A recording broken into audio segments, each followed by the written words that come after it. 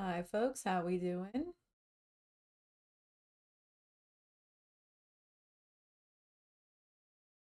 Hope everyone had a good start to your week so far. I know I just saw y'all on Monday, but here we are again.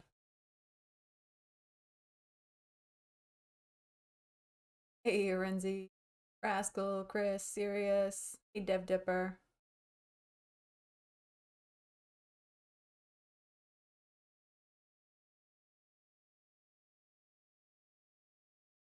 Jersey.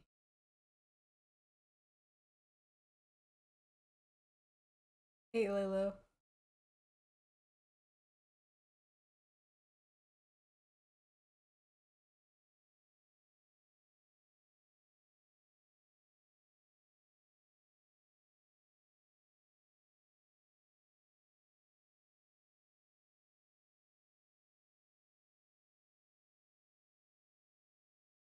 Everyone's was excited for class yesterday.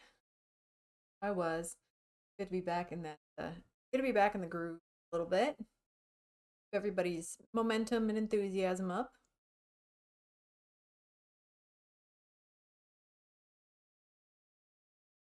You all enjoyed that as well.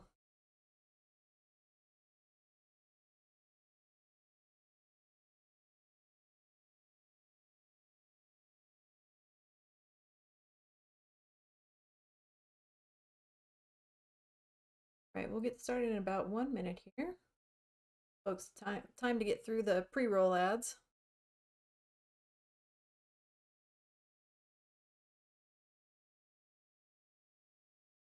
See, things are clicking slowly but clicking. That's rad. That's awesome. Hey, Gibbon. Oh yeah, Laylo. Yeah, you know, you didn't really miss like brand new content. Leon went through uh the to-do app, which we're gonna obviously look at again here tonight. But the nice thing was that um he really went in depth in it and really talked about, what was happening. So that was a nice deep dive.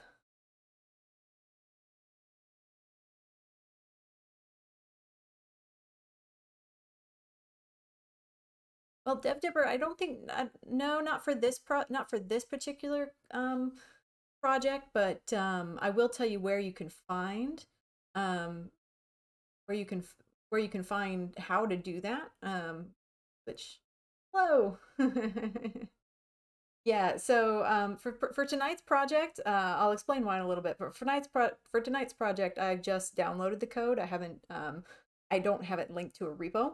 Um, but if you go to there's a video on my Twitch, not from this past Sunday, but from the previous Sunday, a stream where that's literally like the main focus of like the first hour, is just how do we fork, how do we clone, how do we fork Leon's code, how do we clone it down into VS Code, and it shows you exactly how to do it, and then how do we do the pull request. And so that's what we really focus on in that particular video. I believe the title of the video is called "Let's Do Office Hours," and then it has in parentheses "and fork Leon's code."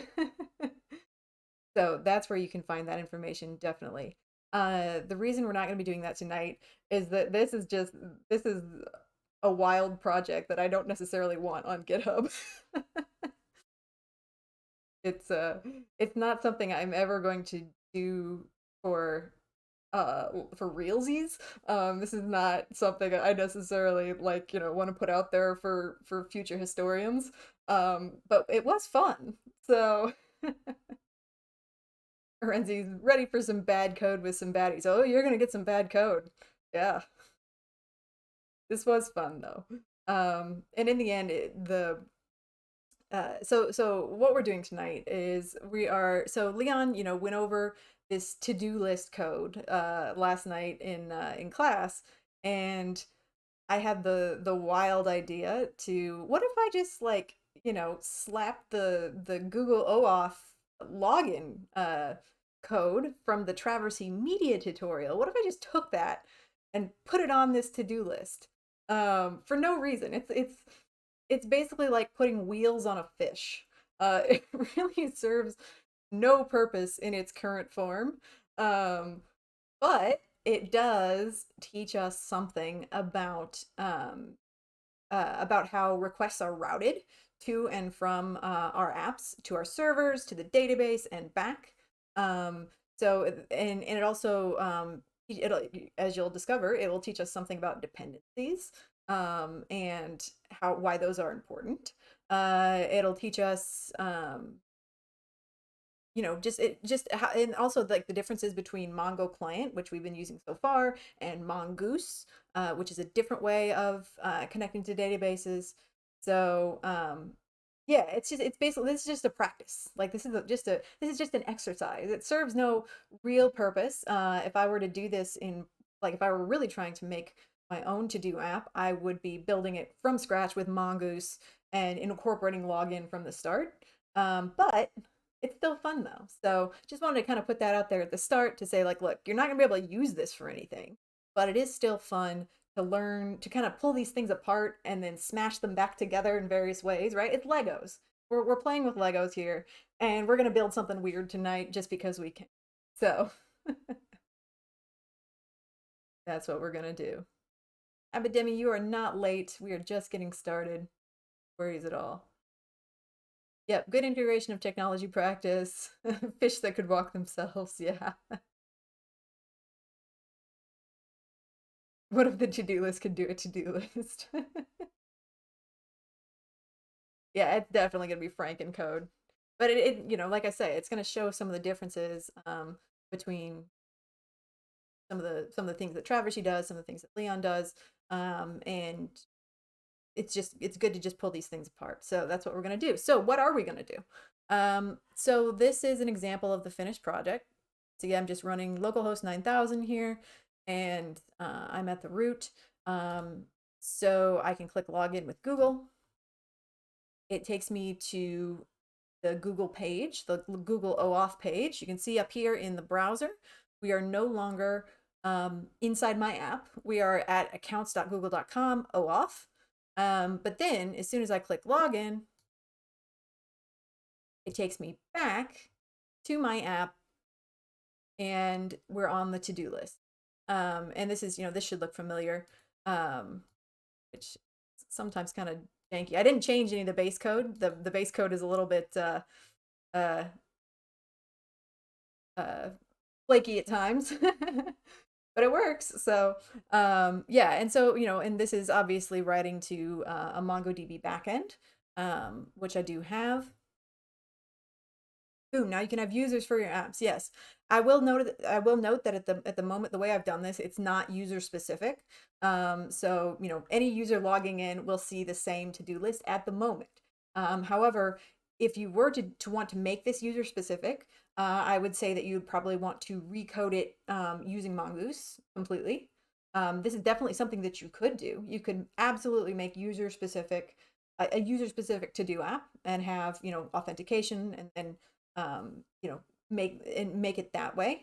You would definitely, I think, want to use Mongoose in that case, though. Um, hey, Grat King, welcome. Hey, you. So yeah, at this point, it's like I said, it's wheels on a fish. It's really just shows you the functionality of log in and then log out, right? So log in, boop, and make changes, add things.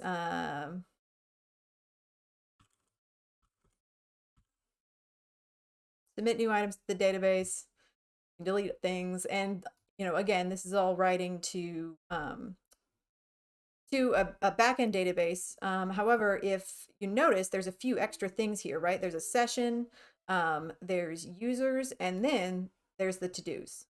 I know that's behind my head; it's hard to see, um, but yeah. So that's the plan for tonight. Gonna have a little fun. Gonna practice our copying and pasting skills.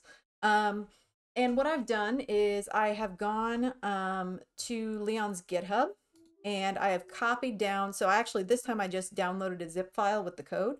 I don't want to fork it this time because we're gonna be really you know, doing bad things to this code. So I didn't fork it. I just downloaded the code and kept it, and I'm storing it locally. But if you want to try, yep, Rascal just posted it there in chat like I was about to do. And as always, fast trigger finger on that paste key, which is awesome. Um, Rascal has pasted it there in chat, the link to that code if you'd like to follow along. And then what we're using to splice into this code is the Traversy Media tutorial on authentication, where we built a full stack CRUD app.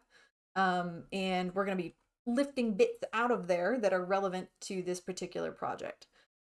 So if you want to find that, you can find it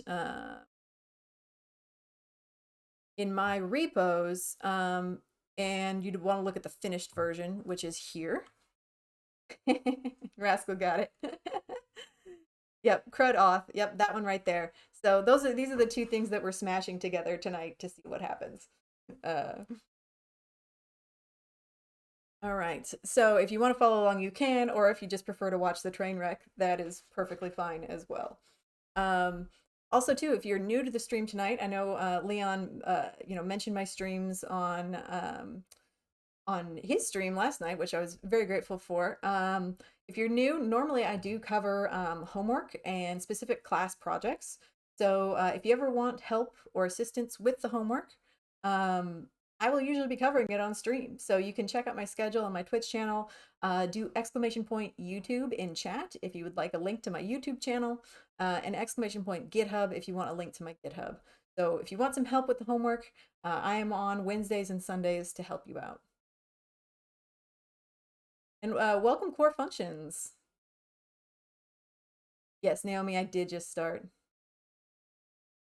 D-Rox, was this from a Traversy YouTube vid? Yes, it was a 2.5 hour CRUD app with authentication. I don't remember the exact name of the video, but yes, it was from a Traversy media tutorial, which was actually really great. And it took me 14 hours to cover the whole thing on stream, pausing a lot.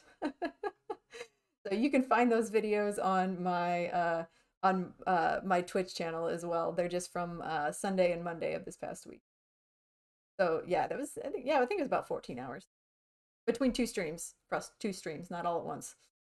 Even I can't handle that. All right, so let's go ahead and get started. So first off, looking at and actually too, before I forget, I'm going to go ahead. So we've seen how this works. It's very simple, right? I'm going to go ahead and kill it. So this is the finished version, obviously. I'm going to go ahead and kill it so we can use the same port for what we're building. But one moment. All right, let me make sure this is done. Yep, it's going to time out. Perfect. That's what I want. Right. Be accessing that again later. Now let's just go here, and I'm going to pull up the Traversy code on top. All right, so these are the two things we're going to be mashing together. So I think the first thing that I want to do is, if you remember when we were looking at that finished version that I just showed you, what displayed when I first went to port 9000? What was shown?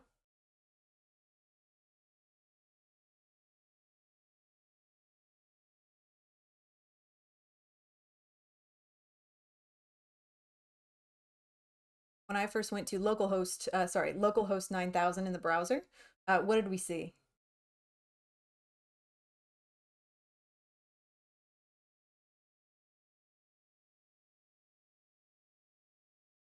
Did we?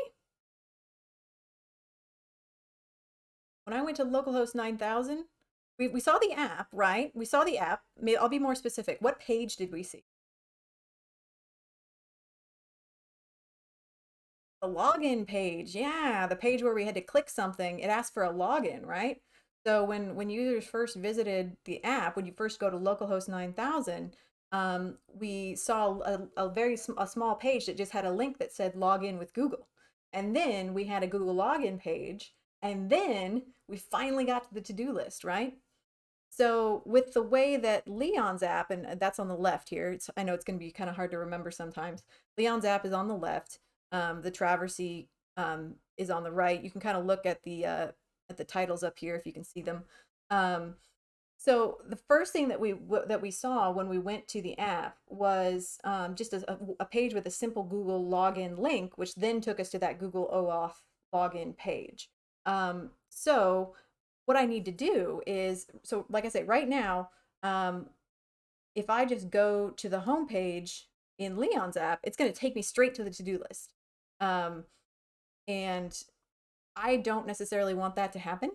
So I'm going to create a home page that's going to force me to log in first before I can get to the to-do list. So if I wanted to create a new page in my app, in my CRUD app, um, what folder do you think I would put that page in? I'm going to be asking a lot of questions tonight too.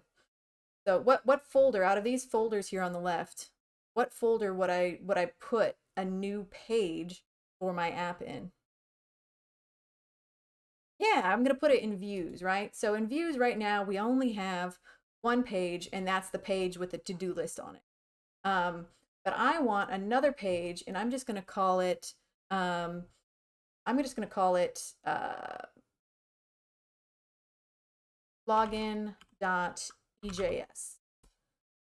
Okay. And in there, I'm going to make this easy on myself, and I'm just going to copy the code from the Traversy tutorial. And because the Traversy tutorial had a very similar sort of entry point. It was just a page with telling you what the app was with a single button that said log in with Google. So I'm just going to copy that. So I'm going to go to, where was it? I got to remember where it was. It's in views. And it's in, yeah, that one's called login. So I'm going to copy that and just dump it in here. And it doesn't have headers or anything, but we're baddies writing bad code, so I'm just going to leave it for now. So I have this page saved now. And yeah, and Jersey, you're right. I could put it in public because it is really just static HTML. But I'm going to keep things kind of simple here. If you wanted to come back later and maybe add some EJS to this, to maybe like say the current date and time or something dynamic here, like last login or something like that, you could do that by labeling it as EJS.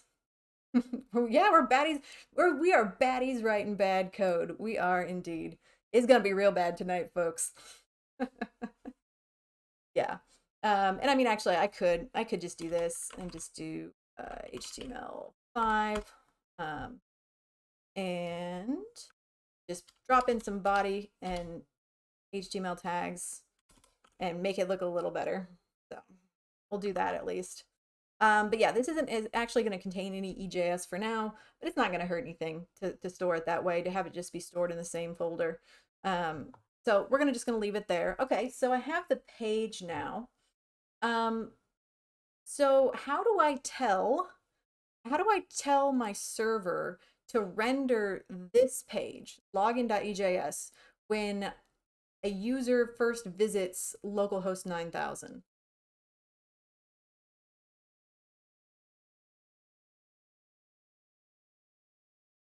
Naomi, some people watch, some people follow along. It's up to you, really. You can always watch, you can always follow along with the VOD if you feel like things are moving too fast. So, you can always catch the VOD and follow along later. If that one tutorial could create HTML files labeled EJS, we can too. Yeah.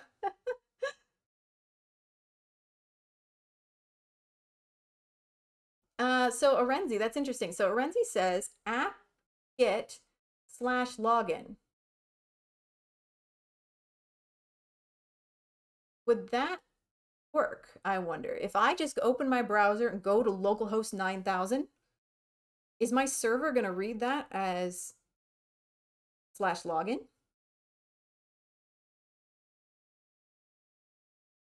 Yeah, Tame Mister's got it. So we're going to change what app.get/ is rendering, right? So that's what I mean about routes. Routes can be kind of hard to think about. Routes can be kind of hard to think about when you first sort of get into it, right? So right now, if I were to load this to-do list like we saw in class last night, it would, as soon as I, went to localhost and my port number, it would render the to-do list because we have said app.get, so it's listening for just someone to go to the root. So localhost, whatever, it's going to render this. So app.get slash is always just render this as soon as someone visits that port. So we're going to need to change what is rendered when we go to the slash. Okay, so right now it's doing this for index. So it's right now. Okay, wait, let's step back a little bit. How do I know what page is being rendered when we say app.get slash? Where do I look to see that? There's a lot of stuff here in this function. Where do I look to see what page is being displayed? How do I know that?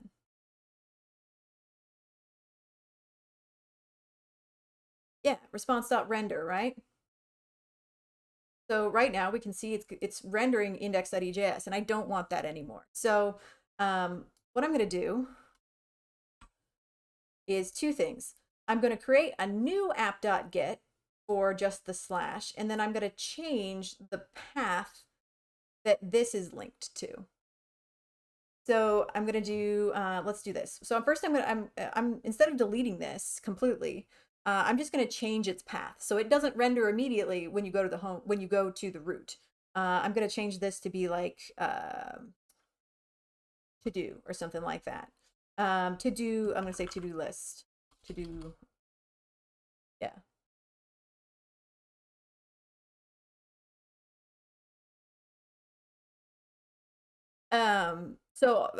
Dev, all I did so far was just take the login page from the Traversy CRUD tutorial, and just copied it into the views folder. That's all I've done so far. And now I'm changing it so that the to-do list does not render when you first go to your local host. Because I want to create a barrier. I want to create a page that makes you log in first, right? So I hope that makes sense, right? So if I go to port 9000, to localhost 9000, I don't want it to show me my to-do list. I want it to make me log in, right? So I wanted to show me this login page first thing. I have to click a link, which then takes me to Google to log in. And then only after all that's done do I want it to show me my to-do list, right? Can I put 1,000 devs education on my CV? I don't know. That's up to you. So I hope that makes sense, right? So we're just changing the entry point, right? Instead of just letting, everybody in to just see the to-do list immediately, we're creating a door that they first have to open. Well, a door that they have to unlock first and then get to the content, right? I did. I changed HBS to EJS, and I was able to, and okay, let's step back a little bit. Why was I able to do that in just this case? Why was I able to change HBS to EJS with no problem?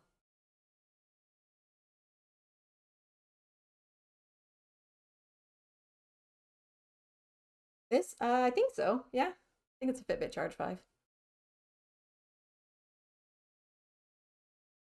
If I wear it when I'm streaming, I get a bunch of activity points. Well, yeah, so I did change the file extension. So why was I able to change HBS to EJS with literally no problems at all? Yeah, like Rascal said, there is no handlebars syntax on this page at all. There never was. So handlebar syntax is like curly braces, and there's none of it here. So it's not going to throw any errors. Like I said, bad code. So in the original app, this was called login.hbs, but do you see any handlebars in here? Do you see any handlebars in here? Why did this have to be HBS? No. Well, I mean, it was because we were making a body file with a layout around it. But semantics aside, So, right, this was HBS originally, but this is just straight HTML. So I was just able to copy it right across, dump it in there, and put some HTML head tags around it, head and body tags around it, and it's going to be just fine. Yet another view file that was HTML in disguise. It was HTML all along. You pull off the mask, it's a Scooby-Doo villain. Yep, pretty much. Yeah. So that's why I'm able to just dump this in here. Okay. So um, we have that now. So we want to render this page as soon as we visit our port. In this case, it's going to be port 9000. Yeah, exactly. So I want to say app dot, I could copy and paste this, but I'm going to be nice and not, app dot get slash, and really this doesn't have to be like, so we're not really passing anything in here. So we'll just do app.get request response, and it doesn't have to be async. We're not fetching anything from the database. And then all I'm going to say is just response.render index dot login.ejs.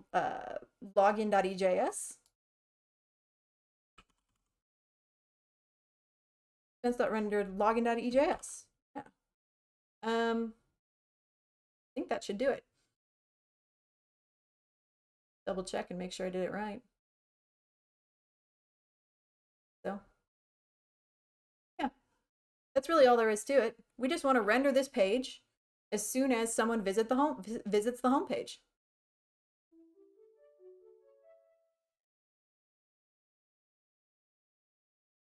And homeless, in this case, it doesn't. It's gonna be just fine. This code over here on the left is, so we have all our as long as it's after the middleware, it doesn't matter at all. It'll be just fine. Bad code tonight. Nothing but baddies. No, I promise it'll work. I have I have the finished version up on my other monitor. Looks just like this. Totally works. Don't worry. We'll get to to-do list. We will render this a little bit later. So right now, if I go to localhost 9000, I want this to render my login page. We're gonna start slow there.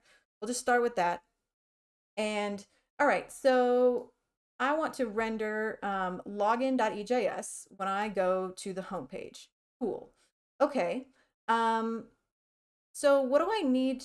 What other thing do I need to make sure that I even have a working port at all? What basic CRUD, what basic express method do I need to make sure that I have a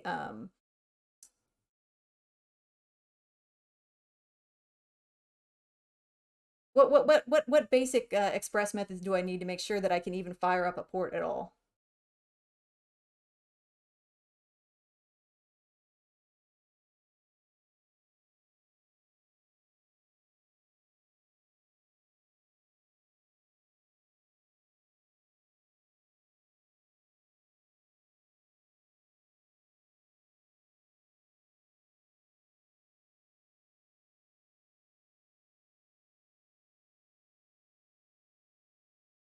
Yeah, that's a great catch, Renzi, right? We don't have, yeah, we need app.listen, and we're going to need an environment. We're going to need an environment file, right? So let's make sure, so there's a lot of stuff in here. But okay, so we have app.listen, right? We have app.listen. And in here, we see a couple things, right? We have app.listen here. In here, we have a couple things. We see process.env.port as one option, and then port as the other. So what this is telling us, just as Arenzi said, that we need an environment file, right? We need an environment file. So we're going to go ahead and create that. what are some of the things that we can put in our environment file?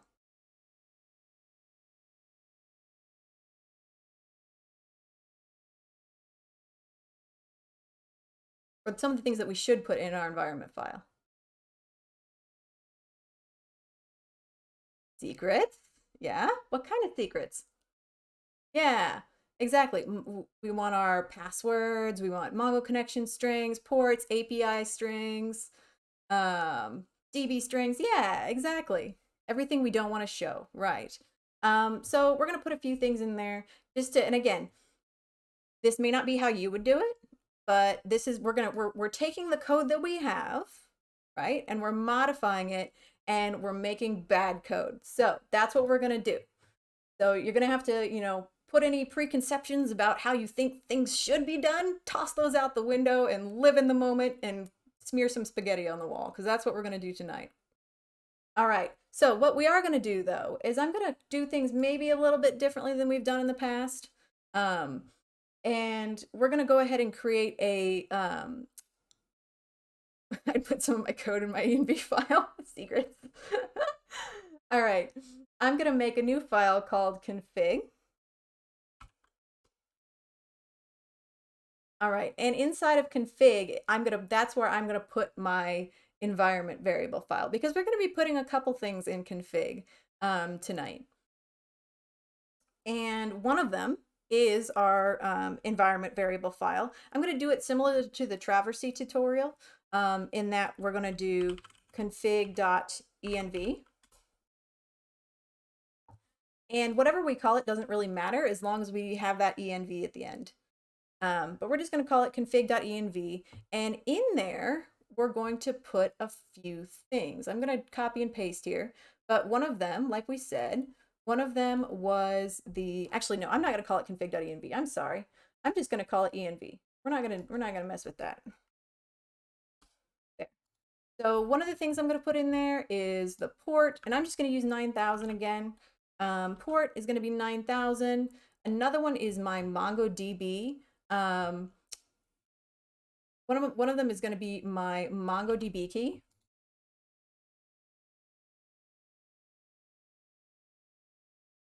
And you can get this, so you should know where to get this, but you can get this from your MongoDB Atlas homepage, right? And just copy that and drop it in. And then another thing that you'll need is your Google Client ID and your Google Client secret. Now, you may not have this, and that's fine. This is from the Traversy Media tutorial that we did, and you can get it there. So you could always come back and try this again later, but you will need a Google Client ID and a Google secret key if you want to really implement this. Okay. So again, we're just smashing that together. This is kind of assuming that you've done the Traversy tutorial, or at least watched it and maybe set up your Google client, Google client information. So we're gonna go ahead and use this port 9,000. We're gonna use our Mongo database key, our Google client ID, our secret ID, and we're also gonna make one small change to our Mongo database key. I'm going to make this a little bigger.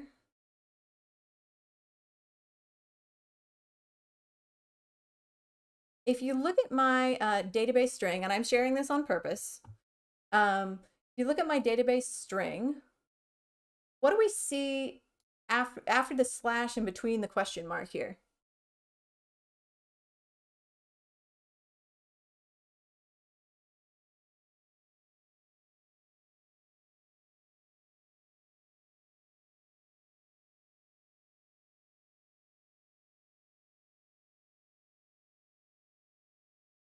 Yeah, it's a database name.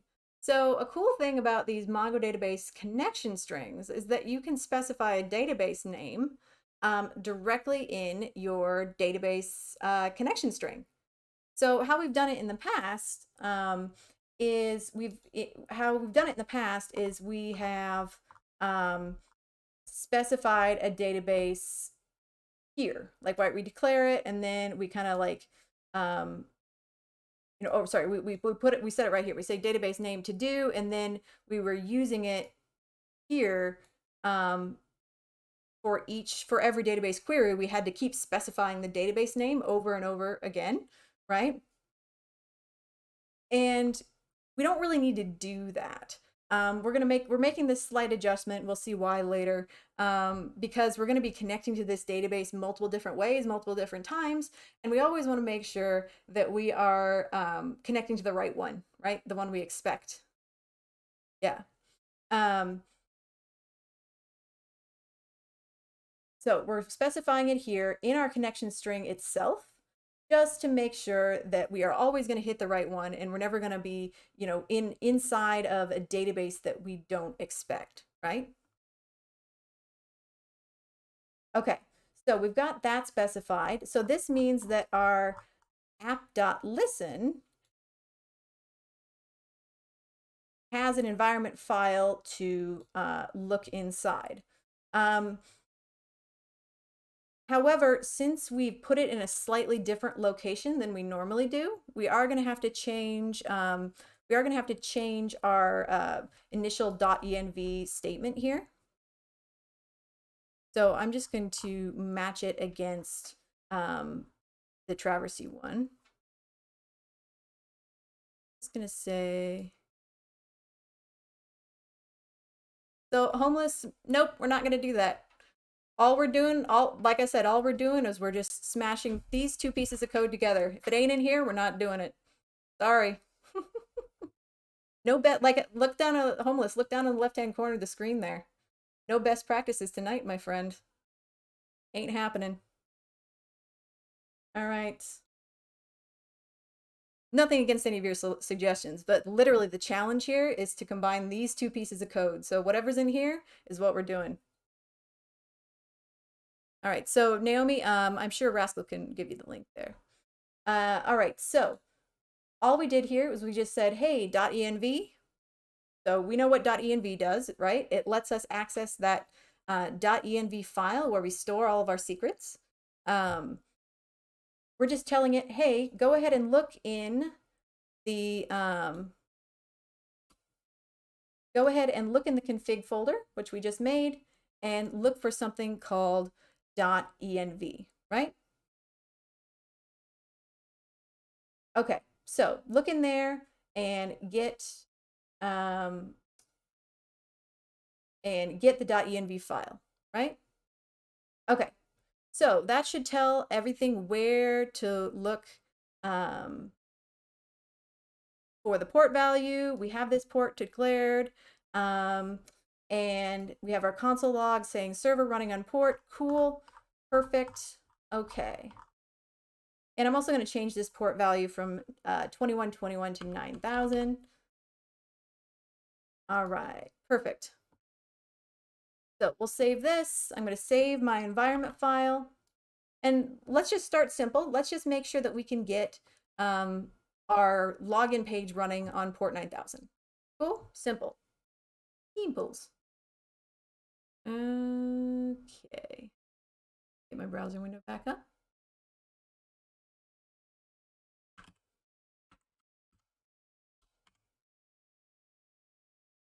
Oh, I didn't run it. Okay. I didn't start. It helps if I start the port, right?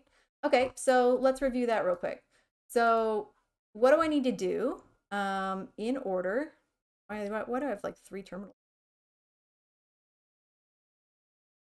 Terminal. Start this up.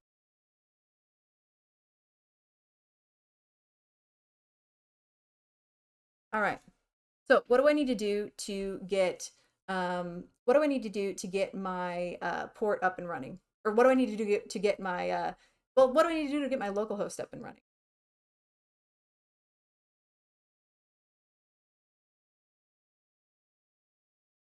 Tame Mister, that's right. Gibbon, that's right. But what do I need to do first?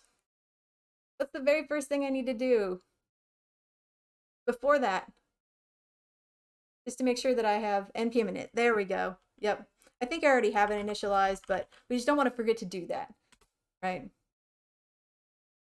Okay, I'm just going to skim through all the options.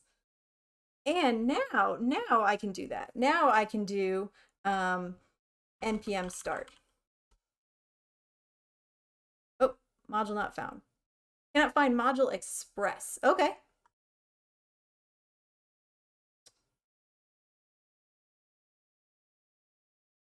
Oh, I forgot to mention oh yeah, you're right. And I didn't even initialize. So npm init. Thought I did that. Yeah, I did. And then oh yeah, and I'm out of order here. So yeah, I need to do npm install. Right. That's the second thing. That's the second thing. So npm init is first, and then npm install. Now we do have require express up here. So once we have our dependencies installed, then we'll be able to access these. Yeah. So npm install, and then we'll watch things install. Okay, we did that. Now I have my package.json file with my various dependencies in it. And we're going to be adding to these a little bit later. But for now, we're just starting with the basics, getting that one page up and running, see if it works, and then we'll move on to other things. Yep. Okay.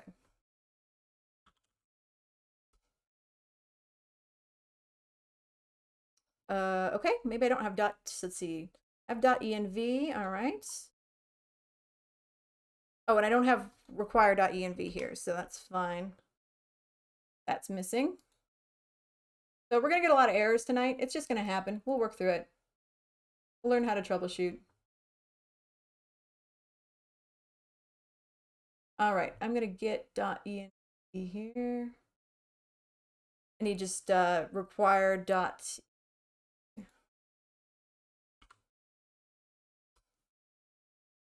Wonder, can I do, let's see, I have to actually do require .env like this, don't I? Require .env .config. There, that should do it, I think. Try that.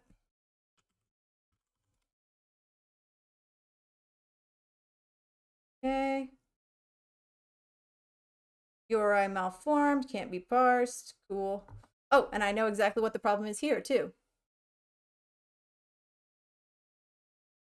Yeah, we're gonna do some copying and pasting there once we get it loaded up. So the one thing I have here is I pasted my env file from my other code. So here, my variable for my Mongo string is URI. So I just need to make that match. So this is a really important one. I'm glad we got this error. People see it a lot. You might be really familiar with this error, or you might have never seen it before, but it's important to know what this is and what it means. So Mongo parse error, URI malformed cannot be parsed. When you see this, it probably means that you forgot your database string, or you have something wrong with your environment variable that contains the string. So if you see this, just take a look at your environment variables, and it's probably something that's wrong there. Because a lot of people see this and they see like a bunch of lines of crazy stuff, and they're like, what do I do? How do I look at this? So that's how you should tell this apart. All right.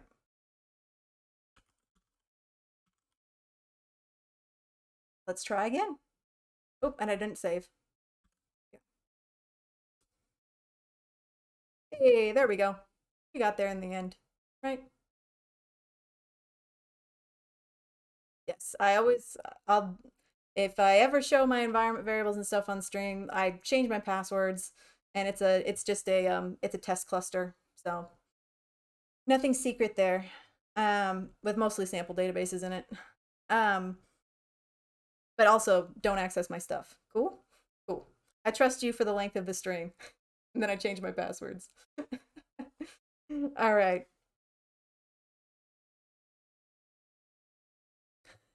Yeah, so homeless, I'm not going to do that. I leave it open just because I've encountered issues on stream before with restricting it. I've heard all those things before, but I just changed my password after stream. Just I trust people not to touch my stuff, and I'm sure that nobody here would do that.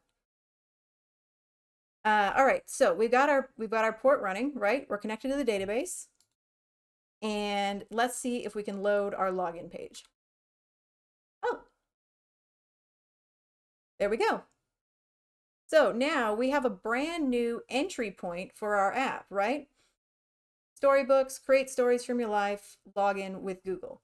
So if I look at this, how did I create this link? Well, all I did was on my login page, I just have an anchor tag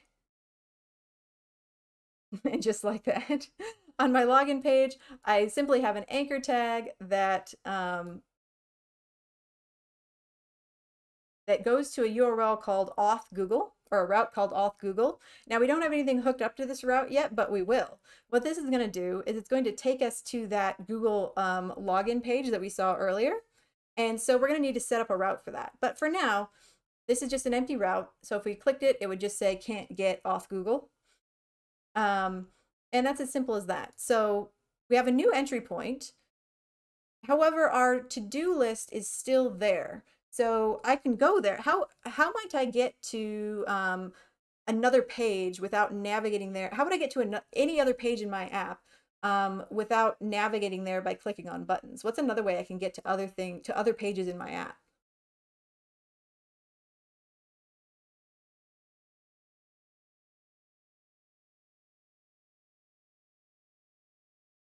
How can I navigate around an app? Yeah, by the URL, right? In the address bar. Yeah. So if I don't protect my routes, which I haven't done so here, and we aren't going to do tonight. We're not there. Um, yeah, by typing the path in the URL bar. So let's see. Let's make sure that my to-do list page is still there. It's just hidden. So all I'm going to do is just grab this new route that I created, to-do list, and drop it in here. Hey, there we go. So the to-do list is still there. We've just created another page, right? So I have my entry point here. I have my door, my locked door, and then I have the to-do list page. So right now, I mean, without protecting these routes, it's basically like a locked door with a giant open window beside it. Hey, Mavi Sunshine. But we're just sort of creating the elements tonight. We're not worried about securing our routes or, you know, all those things, all those ways that people could infiltrate. Um, Epidemi, if you're getting a .env not defined error, just change so go to your server.js file and change your require.env to this. I just put it in chat for you there. That'll fix the problem. Yeah, we're essentially we're creating an authentication protected app with a that's a locked door with a giant open window beside it, but it's more about again showing how we can use the Legos rather than making sure that it's the most beautiful Lego sculpture ever created, right? Right. Okay. So that works. We still have both pages. We've just added a new page to the routes, right? You go to the root, you render login EJS, you go to the to-do list, and you render this EJS page. And what this also shows us is that we also have a valid connection to the database, right? We have this, I have a to-do database that already contains some items. So this is showing that my database connection is working as well, and it can connect to the database and render the page appropriately. Derb, yes, this is recorded. You can find all the VODs on my Twitch channel. And then they'll eventually be moved to YouTube, so you can do ! YouTube in chat if you want my YouTube channel as well. Everything, older videos are all there as well. Yeah. Okay, so all of our pages in place. We have a good connection to the database.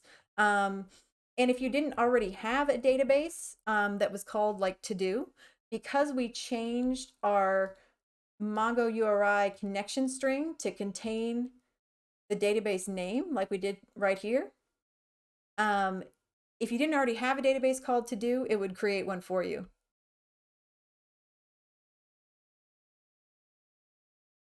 So if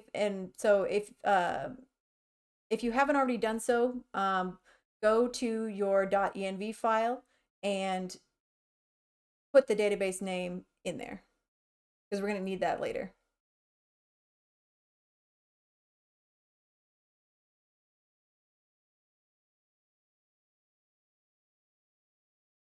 Okay, so let's think about what to do next. So we have this, we have this. Now, the next thing that we need to do is start thinking about how, yeah. Oh yeah, yeah, I can talk a little bit about that. So, MongoDB is pretty flexible in how it handles like creating databases and collections and things like that. So as long as you have a connection to a cluster, um, and if you didn't put like if you didn't put have any databases, you know, in your list of databases inside MongoDB, it would start creating things for you. If it ever encounters something where like a database or collection that it's trying to access doesn't already like exist, if when you are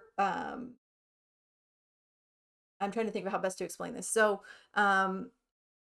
as long as it can create a valid connection to the cluster itself, when you're trying to write to a particular database, if that database doesn't already exist, it will create it for you.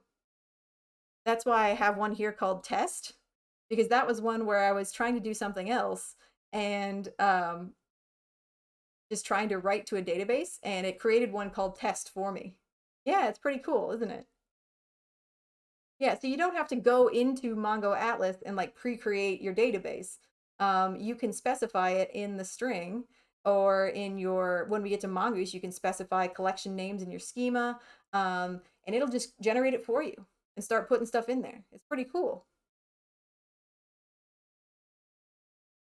Yeah, no, I'm glad you asked that question, Naomi. Yeah, and there's nothing, you can always pre-create them. There's nothing wrong with that. So here, let's just try something real quick. Quick little experiment. Please indulge me.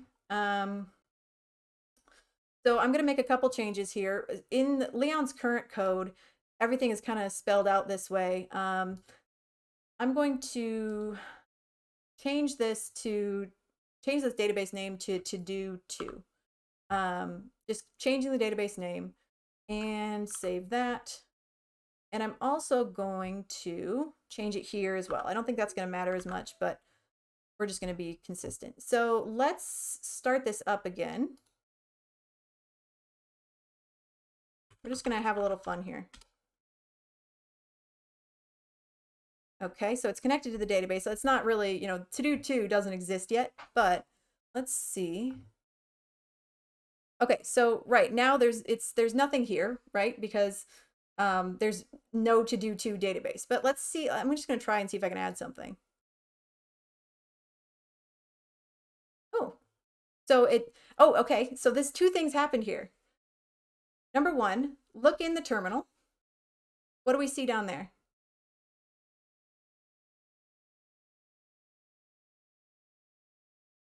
What do we see in the terminal?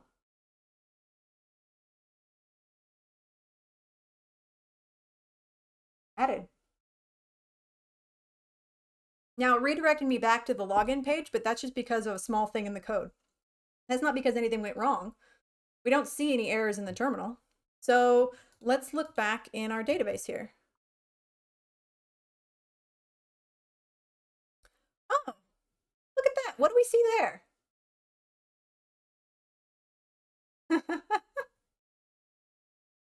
We're connected. Not only did we connect to do2, it created it for us, even though it didn't exist. It created it for us, and it created a collection called to do2 and put the item in it. How wild is that? Right? It's smart enough. Mongo is smart enough to know that if you specify a database and collection that don't exist, it's just like, yeah, fam, I got you. I'm just going to drop that bad boy right in there for you. No worries. Good. I'm glad that helped you, Naomi. Yeah, I mean, I used to do the same thing. I would go and I would create manually create my database, because I manually create my collections because I thought you had to, but you do not. So no, you don't have to. Well, Champo, no, you don't have to go in and create your databases and collections. It'll do it for you automatically if you specify them, in your code. Mongo will just go and create them for you without you having to do it. So that's what's happened here. And we're just going to leave this on to do too, just to demonstrate that. All right. So we've created that. Got our environment variable set up. We got our port running. Less work. Absolutely. Okay. So now let's figure out why, when I submitted a new item to the database, why it kicked me back to the home page. Now, if you already know, don't say anything. We're gonna find that out together. So I know, I know the answer, but I want us to explore this together. So, all right. We first went to the home page, right? And it gave us this, and then we manually navigated to our to-do list. Okay, so we went there. Let's explore how this routing works. Okay, so we go to the to-do list and we've got our test item here. Now, okay, cool. So when I added an item and I clicked submit, we know it worked because we checked the database. But for some reason, I got routed back to the root. So let's explore what happened. Okay, so how can I tell what path I'm going to hit? What path I'm going to be taken to when I click the submit button? Yeah, NeroArch, the form action, right? So in order to figure that out, I need to go to my index.ejs, look at my form or my link or whatever it is, and see where it takes me. Okay, so form action, add to do, method is post. Okay, so this is telling me that when I click the submit button right here, I am taken to a route called add to do. So something in the add to do route is accidentally it's kicking me out right now. So I need to fix that. So I'm going to figure out where this route lands. So I'm going to go back to server.js and find the add to do route. Okay. Add to do. And how do I figure out why it's sending me back home? What line should I be looking at in order to figure out why it's sending me back home?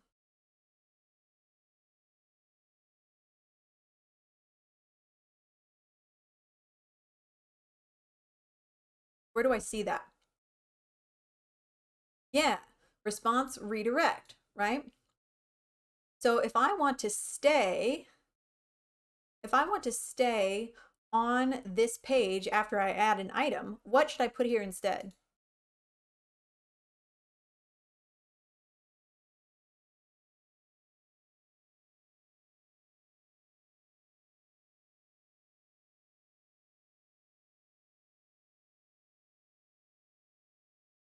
What should I put here instead?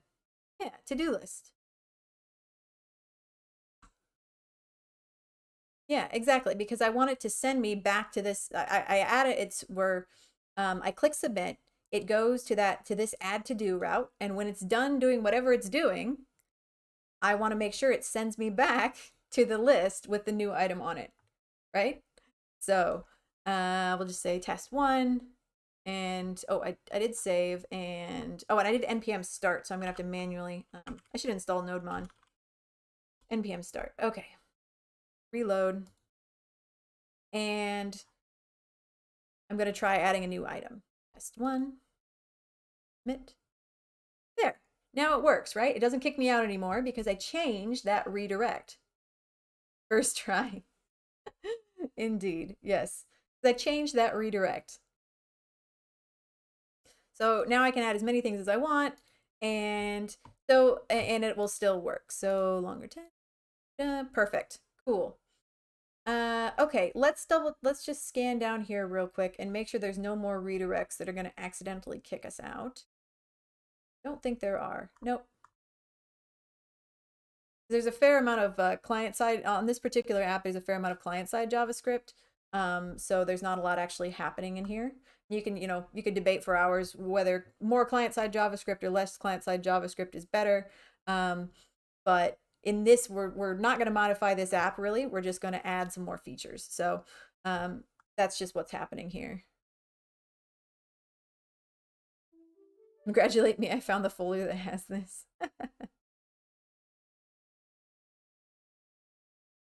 Hey, Gino Bit, welcome. JS is pretty awesome right now, isn't it?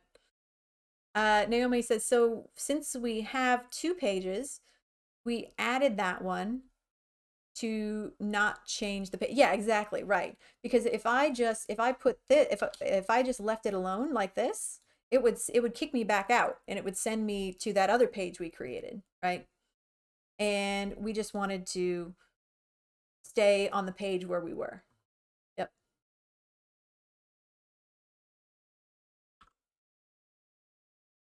Exactly.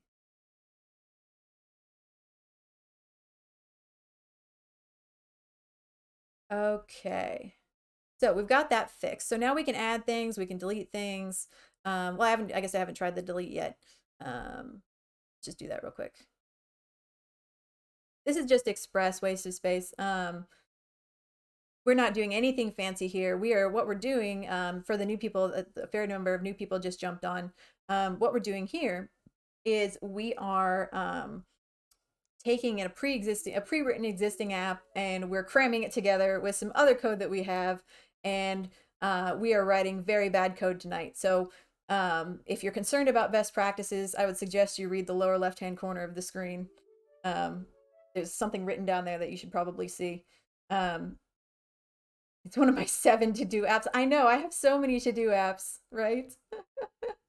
Yeah, we are baddies, indeed. Yeah. And we have 7 or 8 to-do apps, and they're all probably written differently, right?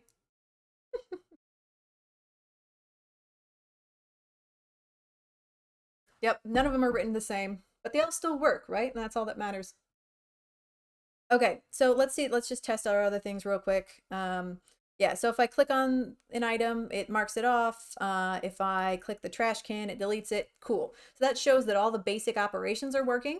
And when I add an item, it keeps me on the current page. So we haven't broken anything, which is always a great start. And we were able to add a feature, which is that the page that we're going to use as sort of our locked door that's going to force people to log in with Google, right?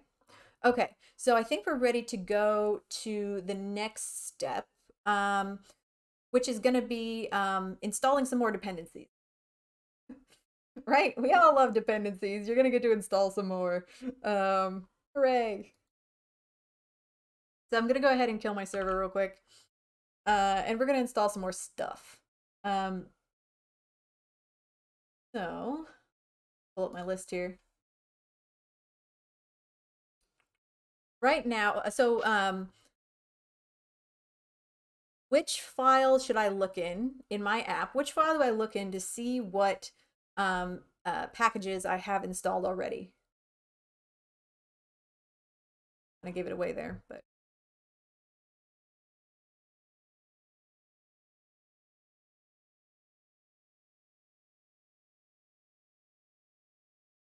yeah, we're gonna look in package.json. Okay, so I can see that I have several things installed here.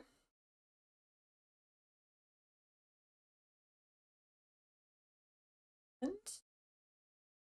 putting up the list on my other screen so we can see it. So I enabled the new VS Code toolbar, and also, but a side effect of that is it makes it really hard to move your VS Code window around.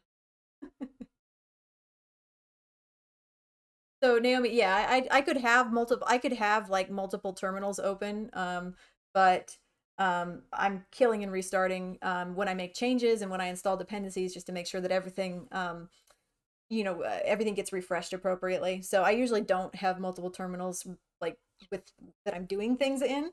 I usually just work in one terminal and then kill my server and restart it when I'm ready.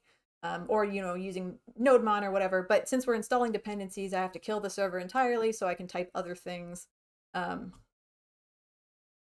right, so the things we have installed are cores, .env, EJS, Express, and MongoDB. However, I'm also, for the purposes of authentication, we're going to be using a package called Passport.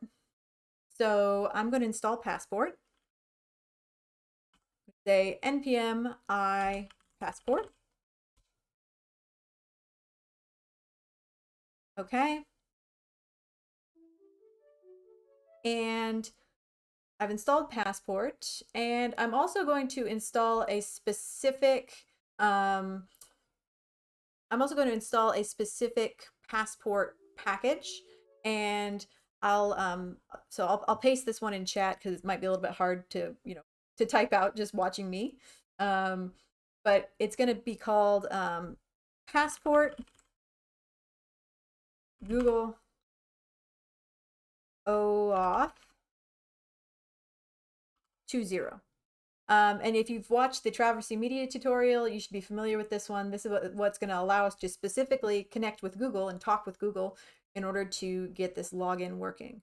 So I'm going to install that. Oops, I didn't do npm install. Sorry. Okay, let's try again. Passport Google. Hard to spell and talk at the same time. All right, OAuth 20. That. Perfect. And we're also going to install another, so for the purposes of using Passport, we're going to want maybe some more, like for the purposes of handling authentication, we're going to want to do things like store user data in our database. So if a user logs in, we're going to go ahead and store their information in our MongoDB, because they'll have a unique ID. And so if we wanted to use their information later, we could access them by their unique ID. So we're going to go ahead and store that. And if we're storing that kind of data, we're probably going to want it to be a little bit more structured than just using Mongo client and kind of dumping it in the database. Because right now the way we're doing it is we're kind of, let's see, where is it doing it? Add to do. We're kind of just like putting it in there as a object on the fly, right? But what's a way that we can, what's a package that we could use to add more structure to our databases? Maybe not as structured as like a relational database, but what's the thing that we know of that could be used to add more structure to our database? And still talk to MongoDB, but maybe do it in a slightly different way. Have a few more features. Yeah, we're going to do a little database modeling. Very common interface for MongoDB. And you'll probably see it around quite a bit on other people's apps, on GitHub, on Stack Overflow.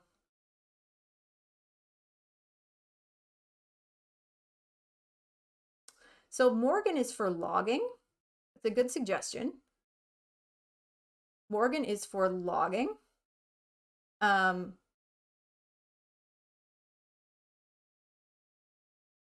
Homeless, you are right. We're going to use Mongoose. And regardless of whether or not you use it, we're going to use it, because what it's going to allow us to do is, yeah, exactly, Sirius. We're going to set up a schema for our user data using Mongoose, because that's going to let us do things like make certain fields required, and just add more structure. Make sure that all the data that's going into our database is highly structured, and it's always going to be correct, right? We're always going to have all the fields that we need in order for that, authentication to work properly. So yeah, we're going to go ahead and install Mongoose. So, and like I said, we're putting wheels on a fish here. We're going to be using it in conjunction with Mongo Client. So we're going to be using Mongoose and Mongo Client at the same time. All right.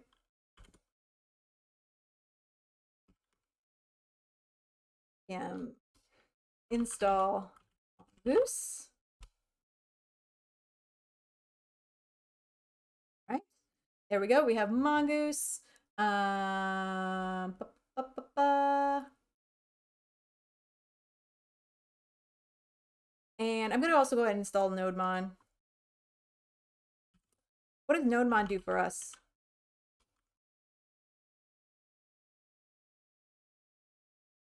Yeah, serious. That's the next thing we're going to install. Good eyes. Yeah, right, right. Nodemon helps us kind of refresh our server on the fly, right?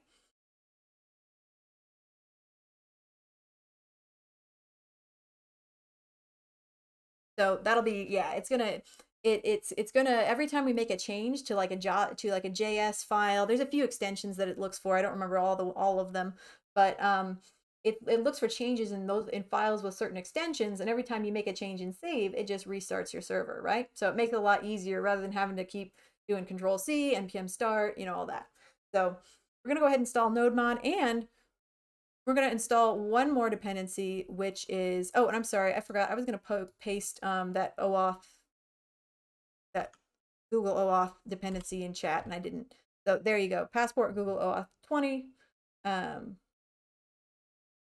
And the last one, so yeah, the last one is the one that Sirius mentioned, which is called Express Session.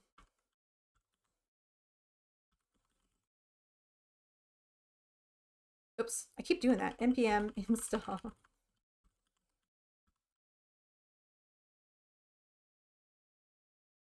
Okay, so we have Express Session. Okay, and I'm just double checking here down my list. Yes, and then the last one we're going to do is called Connect Mongo. Now, let's watch carefully what happens when I try to install Connect Mongo, and I think we'll have to do a little troubleshooting. And after that, we'll take a break, but I do want to finish this before we take a break. So, npm install Connect Mongo. All right, Connect Mongo. Okay, let's see what happens. Oh no! Oh no! There's all these errors. There's all these errors.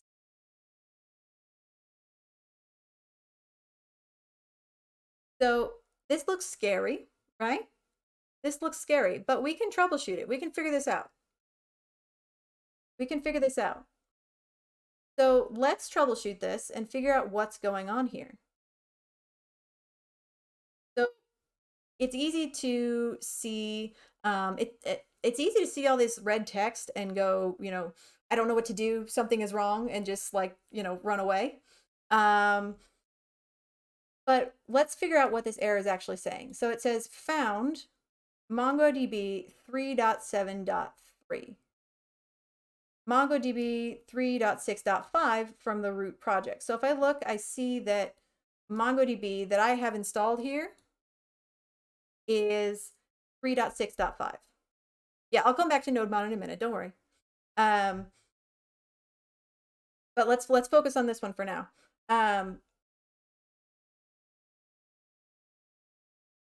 So MongoDB installed is 3.6.5. And it says could not resolve dependency peer MongoDB 4.1.0 from Connect Mongo 4.6.0. So what this is telling us is, and it says down here, it says fix the upstream dependency conflict or retry. So yeah, exactly, Naomi. So we need to upgrade, right? And why do we think that is? Why would it be that MongoDB that's in this file is out of date? Because we did npm install, right? I just downloaded this file today, and I did npm install. So why would it be out of date? Better, stronger, faster. This is important when you're working with code that somebody else has written. It's important that we understand this. because this isn't my code. This is code I downloaded from Leon, right? So why, even though I did npm install, why is it out of date? It was the package version when the project was created. Exactly, Fat Cat. Yeah, and Tame Mister. Um, yeah, that was the version that they had at the time, right? So Leon made this like, I don't know, a year or two ago, right? And so that was the version at the time. It's just been sitting out there on GitHub, not being updated. Yeah, it's been sitting out there on GitHub, not being updated since then. So what we did is we came in, we downloaded it, kept all these versions the same, and then tried to install additional packages uh, such as Connect Mongo, which are much newer, right? Which are much newer. And so now there's a conflict because that new package just can't communicate with this old one. So there's a bunch of different ways we could do this. Um, but yes, homeless, like you say, we are going to change the version. Um, yeah, so we're going to change the version to the minimum one that it needs in order for Connect Mongo to function. So in this case, it's 4.1.0. Dot 1.0. All right, we're gonna do that. Yep, that's the easiest way. There's tons of different ways you could do it. We're cutting corners and we are throwing Legos at the wall or whatever you want to call it tonight. So then what we can do is I think we can just do npm install and it'll update. Pew. All right. Yeah. Easy. That's the easiest way. I updated the version, I saved the file, and now let's go ahead and try to install Connect Mongo again. npm I connect Mongo. npm I connect Mongo. There we go. Hey, and now it works. It did. So Derb, it did tell me exactly which version I needed to install, right? It was very helpful actually. So I don't know how well hopefully you can read the terminal here, but it told me that my version was too old, and it told me essentially the minimum version that I needed to install in order for Connect Mongo to work. Said, hey, you need at least MongoDB 4.1 in order for this to work. We don't even need to go to npm.com. We don't gotta go anywhere. We can look in the terminal and we can see it right here. We don't got to go elsewhere. We don't got to go to Stack Overflow. It's the important thing is that we got to learn how to read error messages rather than just freaking out and saying, "Oh my God, I got an error." We need to learn how to read them and understand what they're telling us, right? Yeah. Hey, honest error. Welcome. Yeah. So we just did this. We fixed it, and now we can use Connect Mongo, and it works just fine. So the last thing I'm going to do is so yeah, I did accidentally install nodemon as a main dependency, but I can still create a script for it and it'll still work. So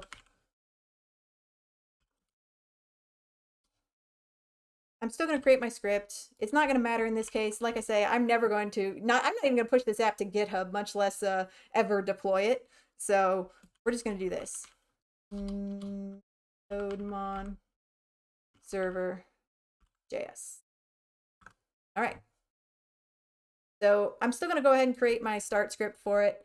Now I should be able to use nodemon to run this. So let's try it, and then we'll take our break. So if I want to use my start script here, I just typed that in there and I saved it. What do I do in order to run this script? Oh, thank you for the hydrate. And Jim, I'm sorry, I missed your hydrate earlier.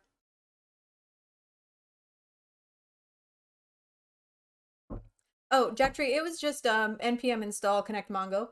Nothing unusual. We're just installing the package. Oh, tame played Hydrate as well. All right. npm run dev. There we go. And nodemon is running. So it doesn't. So that's just as a little FYI. I mean, it best practice is to install it as dev, and really I should have done that, but I didn't, and I'm not going to ever deploy this to production. This will never be a production app. So you can still make scripts that say whatever you want. Just something to remember. You can still make scripts, to do whatever you would like to do. Um, they don't have to be installed in one particular place or another or whatever. Your script, you can code scripts to do whatever you would like to do. Yeah, homeless. I know how to install it as dev. I'm not going to though. All right, so let's try navigating back to to-do list. Okay, so that's working, and just double checking that I didn't break anything else. Got to keep rechecking that occasionally. All right. Also too, alternatively, if you were being a baddie as well, you could also just, um like delete the line in here, and then it would still keep it installed. You could delete the line in here and then do npm install nodemon dev. Um, you know, that's another way. Not that I've done that in the past or anything. Okay, so I think it's time for a break. We've got all our dependencies installed, and so when we come back, what we're going to do is we're going to use Passport to set up. We're going to use Passport to set up the sort of the basis of our authentication, and then we're going to I think we'll probably, the authentication itself is probably going to be mostly copy and paste. um Tina confirmed, indeed. I'm not going to twerk, but that's the general gist. um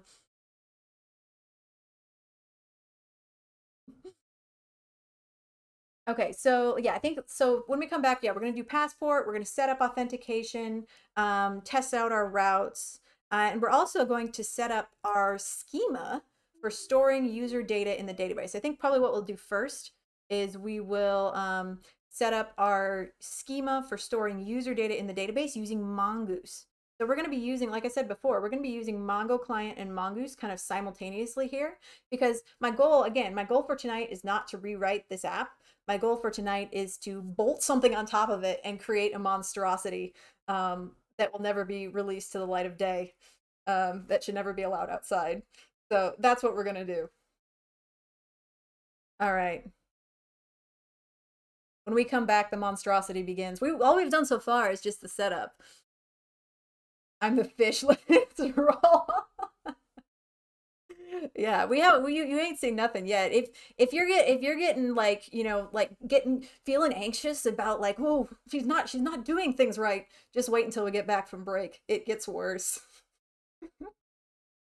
It's a lot. Oh yeah. Yeah, that reminds me of what is it, like Young Frankenstein with Gene Wilder. Yeah. It's a lot. It's a lot. All right, the added lines in server.js, we didn't add too much. We really just changed this app.get, um, and then changed what route calls our to-do list. Yeah, and at the end of the stream, I'll talk about some ways that you could take this app and clean it up and make it do things, do things better. Um, Yeah, you could do sorts. You could do, I would add a whole bunch of different. I would basically just, if I was adding authentication to this, I would might as well just code a whole new app, which I'm sure we'll do at some point. Um, but for now, let's take a break. 5 minutes. My dog's ready to take a break. Let's shred it up. Yeah, when we get back, we're gonna shred it up. All right.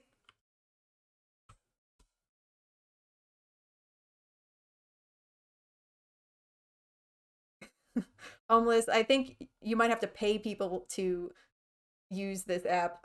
Like, in the form that we're gonna leave it in, you'd probably have to pay people to use it. You wouldn't be able to sell it. All right. Okay, let's go ahead and start the timer. 5 minutes. I'll see y'all back here.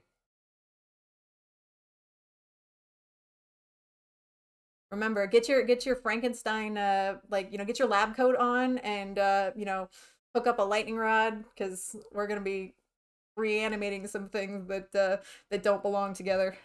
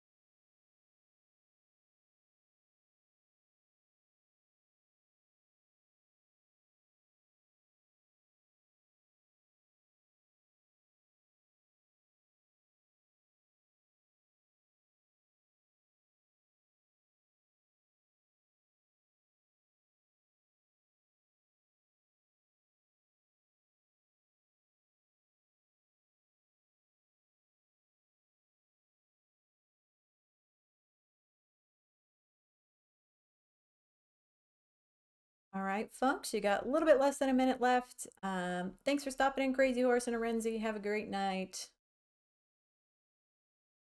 And welcome, TX21. Yeah, the timer is just for breaks. We do breaks once every hour, because it's good for us and it's good for our bodies to get up and stretch about once an hour. This break lasted a little longer, but um, or this break came a little late. But normally we like to do once an hour, take breaks.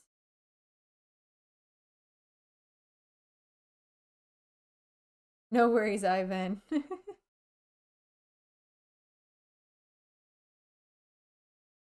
Are you in catch-up crew, Ivan?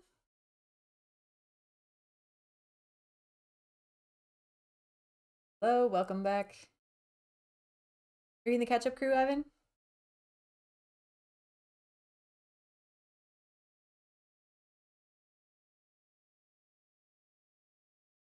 Okay, so what we're going to do now is we are going to set up login as promised. DevDev, I never know. Every time I try to say how long my stream is going to be, I'm wrong. So, I can't tell you, my friend.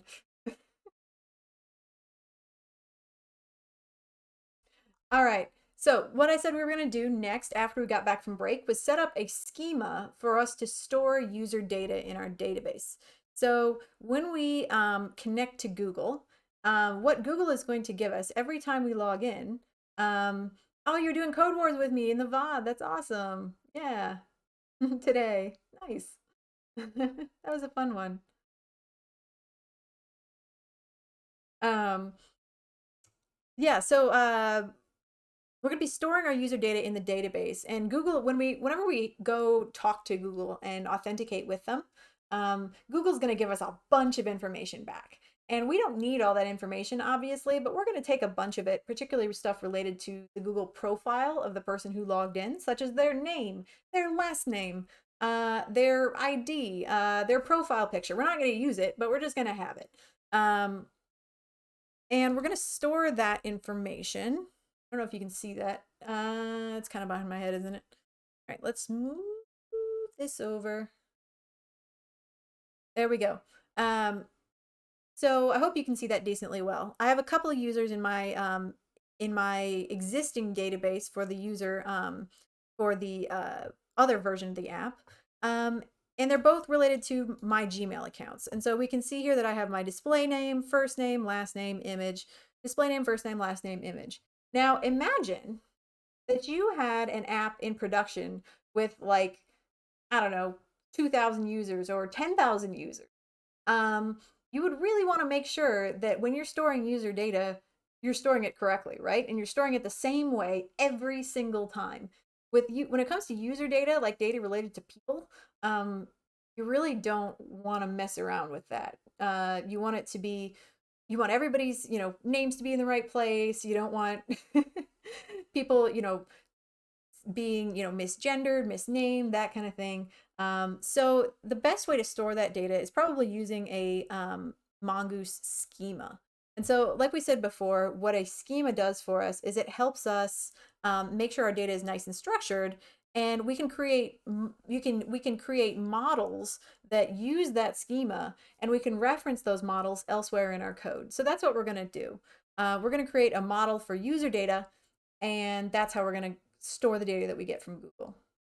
So um, just inside of my folder list here, I'm going to go ahead and create a new folder called models.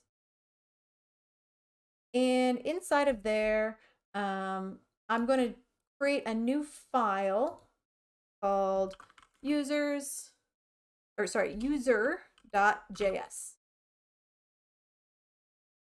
Okay. And in there,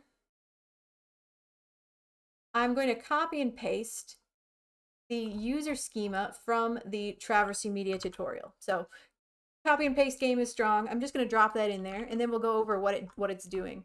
And if you're wondering, what is the Traversy Media tutorial? Or, I've never seen any of this before. What is this? I would suggest that you go back and watch my stream from Sunday and Monday, where we spend a total of about 14 hours going through a full stack CRUD app that was built by Brad Traversy. We go through a Traversy Media tutorial, and we spend tons of time on every single aspect of it. So you got, 14 hours to spare, or 7 hours if you play it on 2 times speed.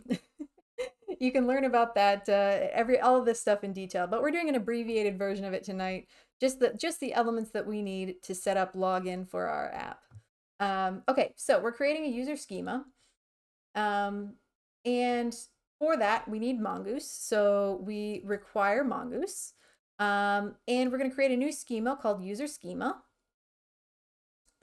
And the things that we want are the person's Google ID, their display name, first name, last name, image, and we're just going to assign a create date to the database entry. And what it's going to do is it's going to set a default value of the current date time. So whenever we drop it in there, it's just going to stamp it with the current date time. DevD, not for this one, but if you want to see the Mongoose the Mongoose schema stuff and all that kind of thing, you'll find that in my Traversy Media tutorial. That's right here.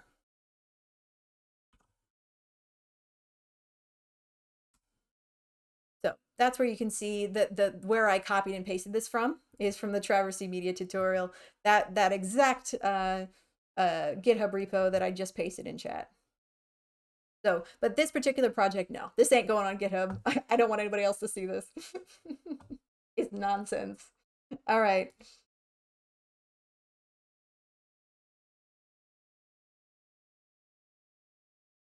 Okay, so we're dropping that in there. So I have this now, and another thing I wanted to say about this is the cool thing about Mongoose is that you can you can specify things like the input type.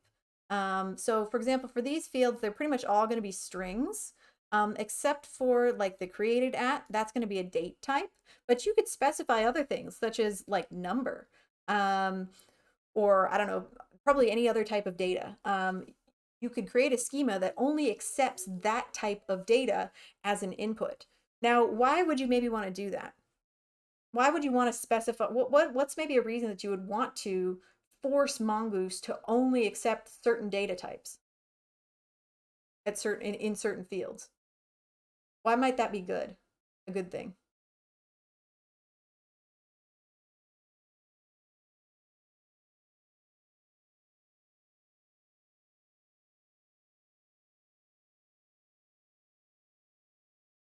So they don't put in the wrong data?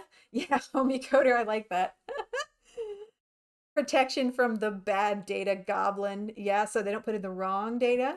Yeah, so bad data goblin. Yeah, so if you have an app that's, reading data all the time and using it in all sorts of ways and accessing the database from all different directions, you really want to make sure that the data in there is consistent so that you don't constantly have to, when you're pulling it from the database, so that you don't have to constantly, convert it or validate it or be worried that you're gonna, be expecting a number and get a string, right? Or if you want to do, when you're pulling it out, you'll know that if I pull the created at field, what I'm going to get back is going to be a date and always going to be a date no matter where it came from. It's being forced to be there, right? Or let's say this was like a number, or well, let's say the Google ID was a number, right? And if I had it as a number, I would know that my Google ID, when I pull it from the database, is always going to be a number. Homie says, best I've heard is never trust user input. Exactly. If you give a user a form, there's a high probability that they are going to fill it out incorrectly and try to give you data that is formatted incorrectly. Maybe they copied and pasted and there's a bunch of junk in there. Or maybe they're malicious. Maybe they're malicious and they're trying to do like SQL injection on you or some kind of, code injection where they're trying to maliciously harm your application by giving you bad data. And so by forcing types, by stating when things are required, we can help make sure that our app is, not only able to be more efficient when you're pulling data, but it's also better protected. So that's the cool thing about schemas, is that they can kind of, sanitize this data before it even gets to your database.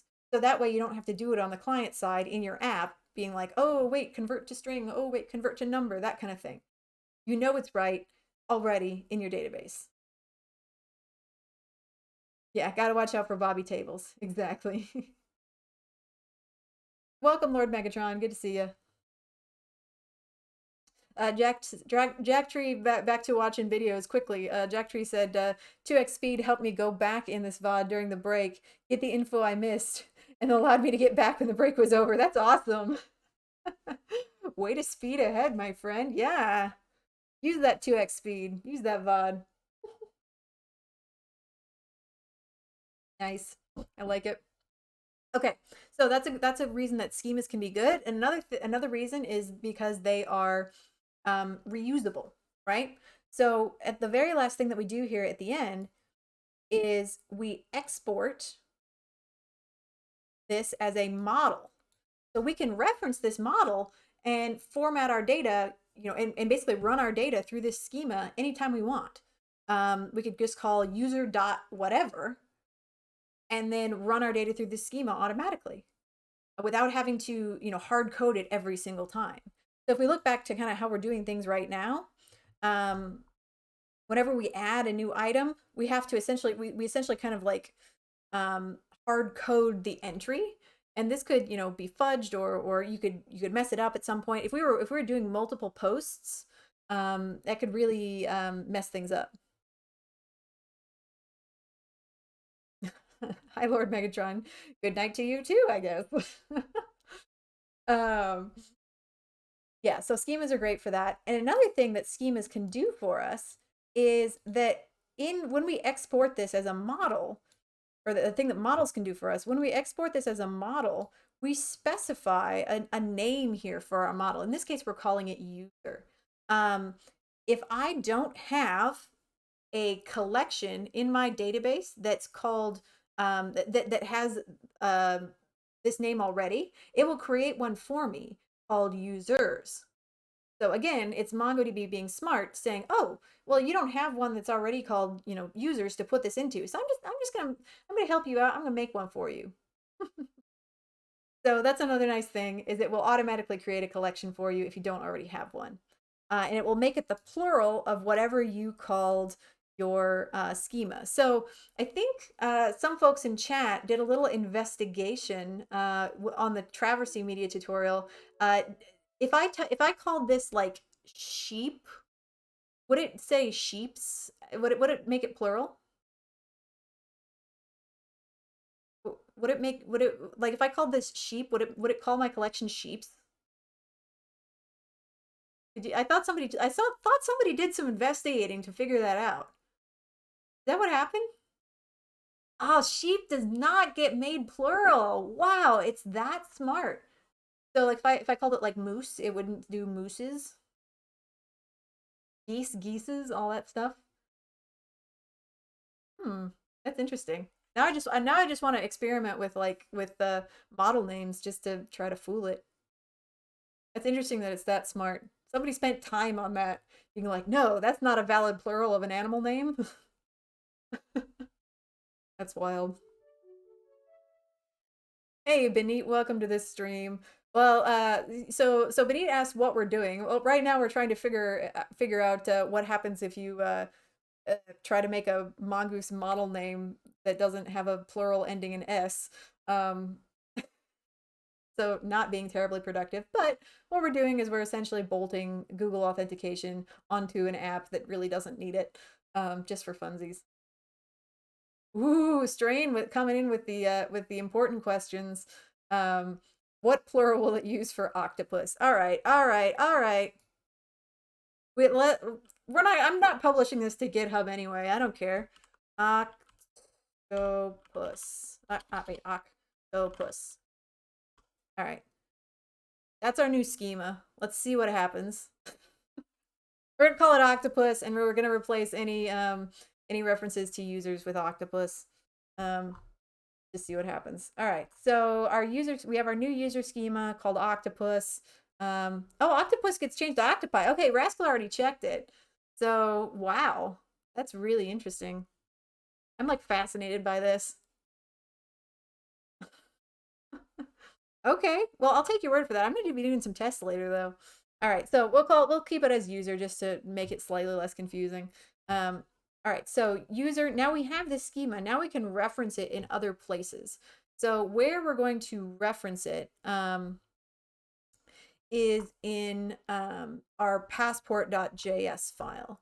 So I'm going to copy and paste this. This is going to come from the Traversy Media tutorial. If you want to copy and paste it, it's going to be in config. So if you're getting it from the Traversy Media tutorial, you'll find it in the config folder. And I'm just going to copy and paste this in. So I'm going to create a new file called passport.js. Oh, and of course, Rascal has found the actual code that Mongoose uses to do the to figure out what a valid plural of a of a model name is. That's awesome. All right. So let's just talk through what's happening here. So essentially what we're doing is we are setting up a strategy for authentication. And that strategy is going to use Google OAuth in order to set up our authentication. And the second thing we're doing is we are requiring the model that we just created, right? So we created that model/user, and we're going to go ahead and require it, and we're going to assign it to a variable. So const user equals require models user, and we're going to use that in here.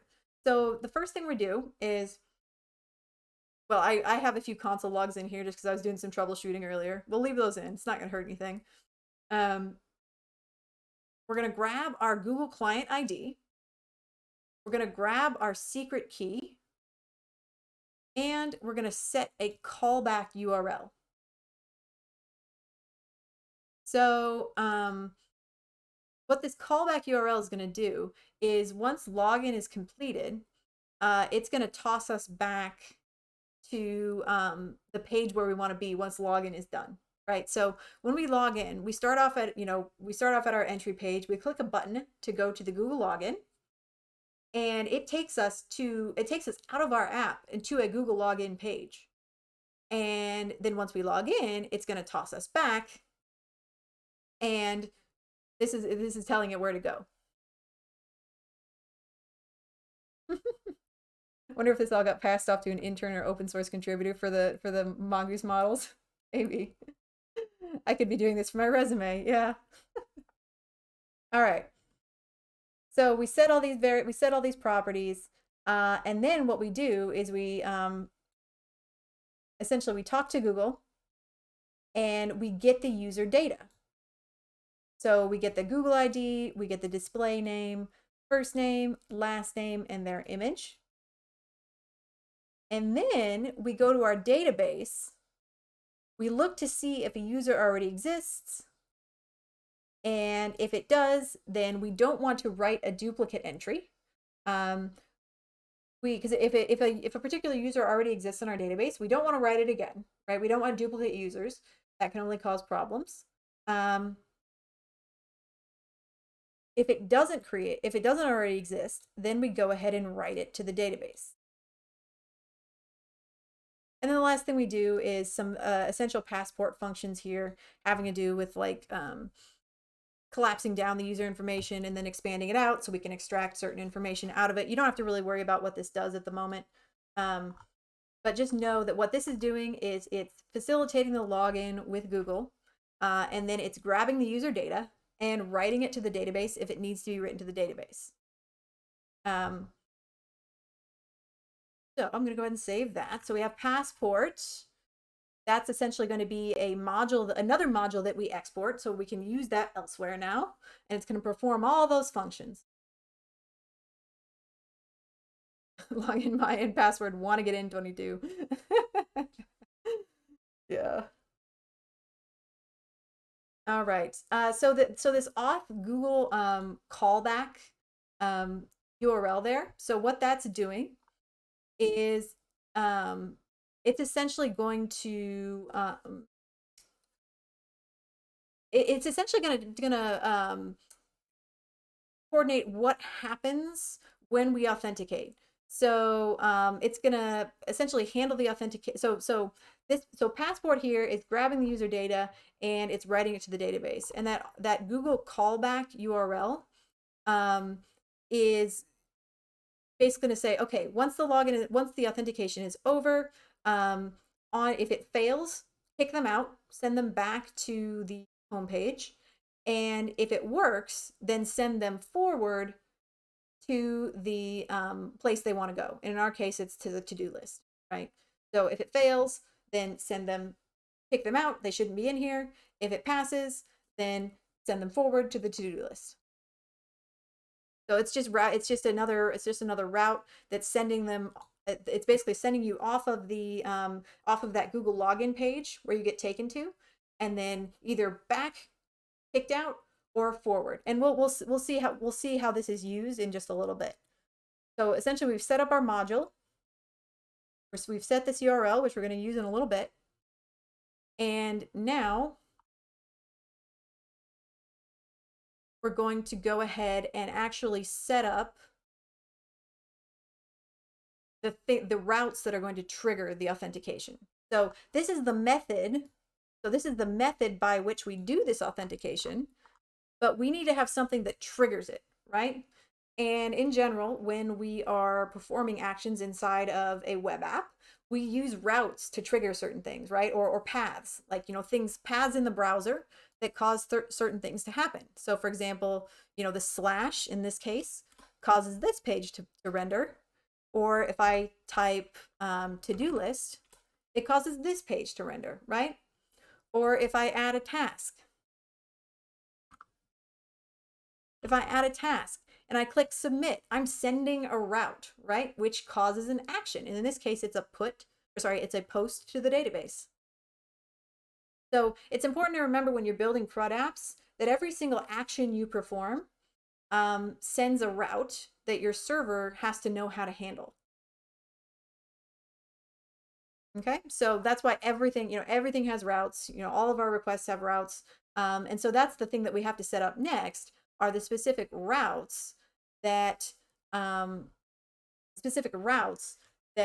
going to trigger this authentication to happen. Naomi says anything in export can be put in the function parameter. So essentially, when we're exporting these modules, yeah, we're basically packaging it up so we can use it elsewhere in our app. So for example, when we built our user model here, we exported it and we gave it the name user, right? And we actually see it being used. So we required it here, right? We required it in our passport.js file. We said user equals require models user. We assigned it to a variable. And now we see it being used right down here when we do a find. It said let user await user, find one, Google ID, profile equals profile, where the Google ID equals the profile ID of the user. So like you said, we exported it, packaged it up, so that now Express is going to recognize it elsewhere in the app, and we can use it in any other file that we want, as long as we require it first. So we kind of just turned it into like a package that we can use, that we created. Instead of just installing it, we created it, right?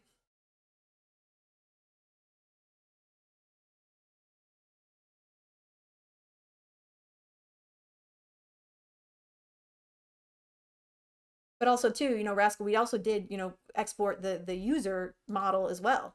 So not just passport, but user. So in this case, we're kind of doing like a little inception, right? We exported user, and now we're exporting passport, which contains user as well, or reference to user as well. So it makes it like modular, right? It allows us to put our code in a separate file, a bunch of like nasty, gnarly code, like all this passport stuff. Imagine if you had this in your server.js file. It would make it so confusing because it's so long, it's really dense, there's a lot here, and you don't need to see this. So it's much better if you can package it up, export it, and just make references to it elsewhere in the app. You don't need it all out in the open. You want to hide stuff like this, in a file somewhere. MVC, exactly. Yep. Model view controller. Yep.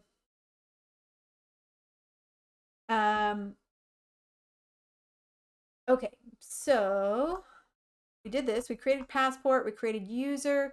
Now let's go ahead and start making our. Yeah, no worries, Naomi. You're welcome to ask questions. You've had some really good questions today. Well, it says I would enjoy seeing a modern app all built in one file. My goodness, what kind of crazy person are you? Oh man. Okay, so let's build some routes in order to handle this authentication. Ratzel says, I mean, if you're paying. uh, all right. So what I'm going to do is I'm going to create a new folder here. Oh yeah, no indentations, no carriage returns, no tabs, just all of it, just every function like just word wrapped, wherever it wraps. Yeah, do it like that. Okay, so we're going to create a new folder here just called routes. And we're just going to put a few routes related to authentication in here. So I'm going to add a folder called auth. So sorry, a file called auth. So I have a new file here called routes, and I'm just going to add auth.js.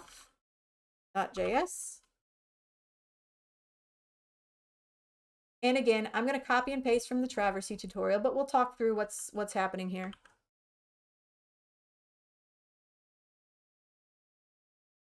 Okay, so we're requiring Express, we're requiring Passport, and we're also requiring Router. So what this is going to do is it's going to allow us to make references to the functions that we're going to put in here. It's going to allow us to make references to these and route traffic to them from elsewhere in the app. Okay, so router.get, first route we're going to set up is authentication with Google. So when a route comes through with Google on the end, then run that authentication that we set up earlier and grab the profile. So that makes that really simple. Just run it, authenticate, get the profile, and then that callback URL that we set up earlier comes in handy here and it basically says, hey, when authentication is done, if it failed, pick them out. If it was successful, send them forward to the to-do list. And then we're also going to add one more route. Oh, and I think I need to install Passport too. Did I install Passport? I don't remember. Wait, no, I did. I did. Yeah, duh. Of course, we've been using it. Yeah, I installed Passport. The last thing we're also going to enable is a logout function. So when a logout route is passed through, log the user out and send them back to the home page. And you don't got to understand what all this is doing. Again, we're just building Legos. It's okay. Another thing I want to like kind of emphasize here is that it's okay sometimes, or it's okay a lot of the times, to just copy and paste code without understanding every single little bit of it, right? We used it in the Traversy tutorial and it worked. So that means we can use it elsewhere too. We don't have to understand every single thing that's happening. Just kind of get a general gist of what the individual files that are doing, right? So that's what we're doing here. We're just like, all right, this worked. It's got some cool things that I could probably use. Let's dump it in. See what we can make. See what we can make. In this case, it's a fish with wheels. It's all good. All right. So when we're done, then we can essentially export this router function and route traffic to this auth.js file to handle our authentication. And again, I know I'm going really fast here through this, but but I have a much longer explanation of all of this stuff along with Traversy in my Traversy media tutorial, which is why I'm just kind of like skim because we spent 14 hours on this in the Traversy media tutorial. So if you really want to know more, which is great, go and you're still welcome to ask questions. Absolutely. I'm just saying, if you feel like, whoa, she's going too fast, you can check out my Traversy media tutorial from Sunday and Monday and kind of get a deep dive there. Does the scope link to DB line 7? Are you talking about this?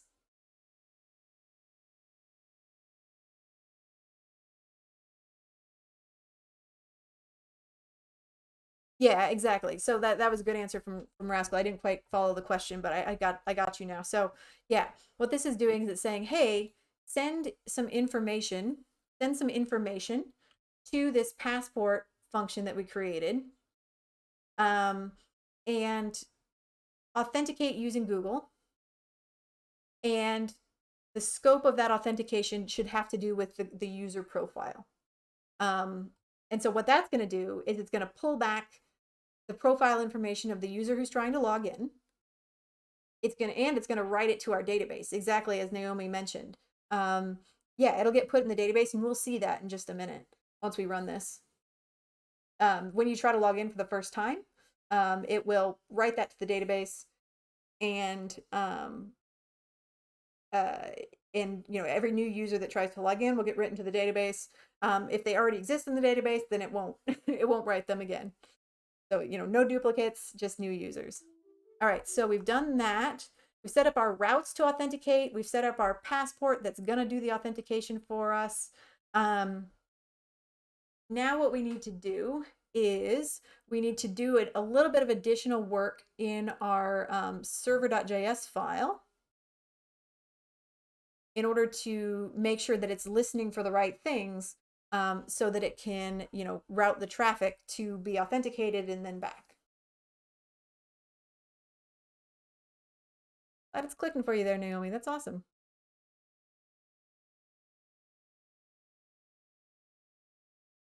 Yeah, I've seen some apps, like when you go to log in with Google, it tells you crazy things like this app, wants to read your text messages and use your camera and see all your emails and, add your best friends add your best friends to its contact list and, send them spam. Yeah, there's some wild stuff out there. Be careful whenever you're, registering for a new app, be very careful. Sometimes it can ask for wild stuff. Okay. So now we can go back to our server.js file.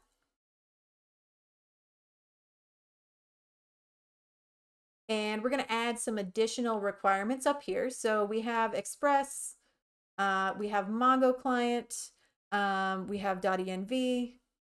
This app wants to access your social security. We're also going to go ahead and require passport here. Const passport equals require passport. And we're going to add a couple things that we haven't really referenced yet, but we will. Let's also go ahead and add something called session. And I'll talk about what that is in a second. Express session. And on Mongo store, require connect Mongo. And hey, full stack, welcome in. Okay, so we'll add those two things for now.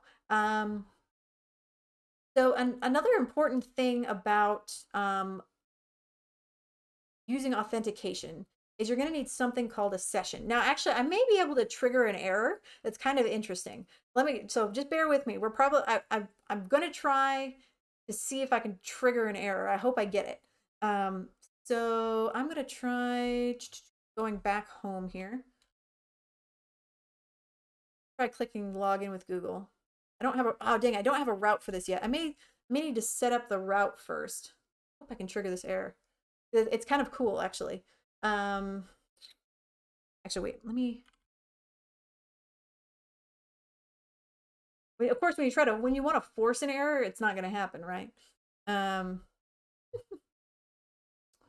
Okay, well, maybe I'll need to trigger it in a little bit, but okay.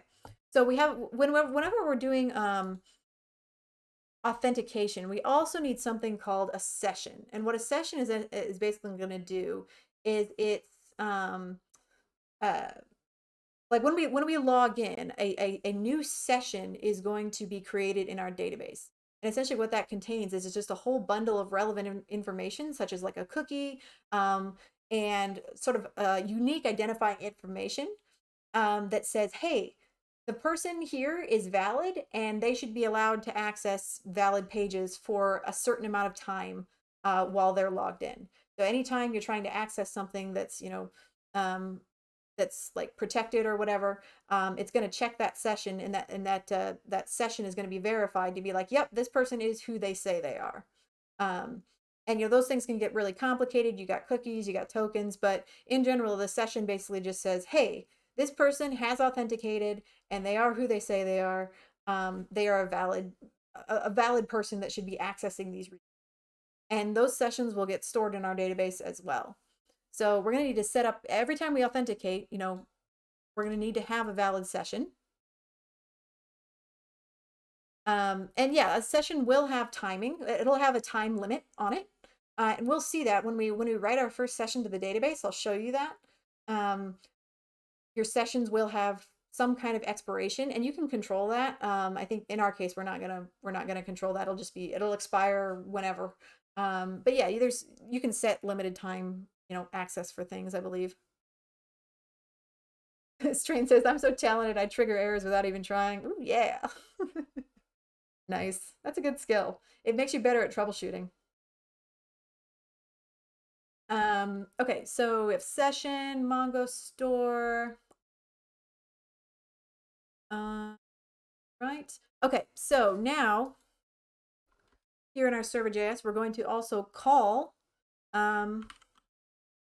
that passport file that we set up earlier. So I'm going to say require config and passport.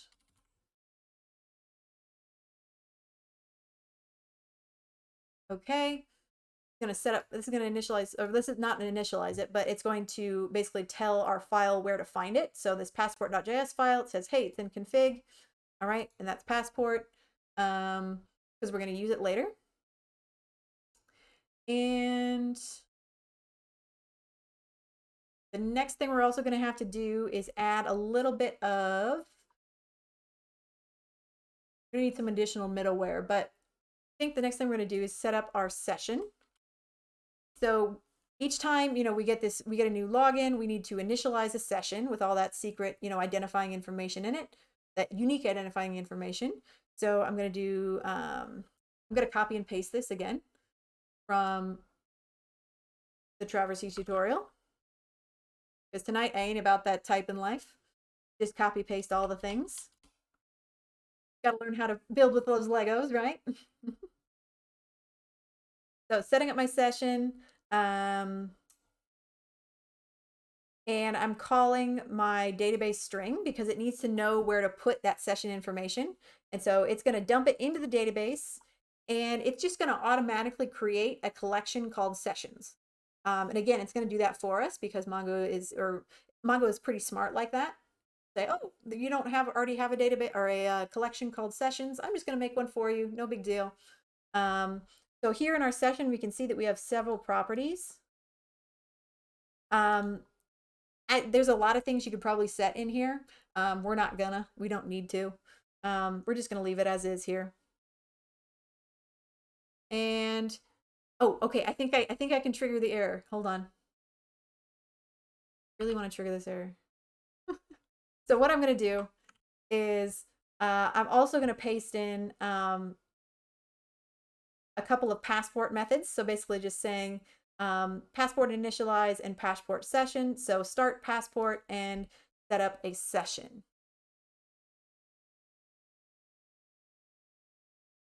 Okay, and then the last thing I'm going to do is I'm going to tell our server.js where to route any information that is relevant to authentication, right? We stored all of the stuff related to authentication inside of our auth.js folder. It had the the routes that triggered Google OAuth. It told Google what to do. Well, it said what to do if login failed. Go back, kick them out, or take them forward to the to-do list. It said what to do when somebody clicks the logout button. So we need to basically tell our server anytime something comes through with like the route of auth, then go ahead and just send it to auth.js and it'll know how to handle it. So that's what we're going to do. Go there. So that's just going to be app.use auth require routes auth. Okay, let's see. Oh, module not found. Oh, whoops, I'm sorry. I put my passport.js file in the wrong place. I need to move it into the config folder. I apologize. So right now my passport.js is in the model folder. I want to move it to config actually. Yeah. Okay. There we go. All right.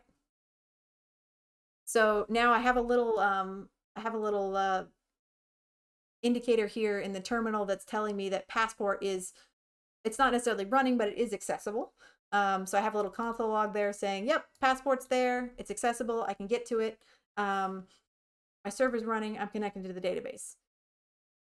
Now, you might think, okay, we're ready to go.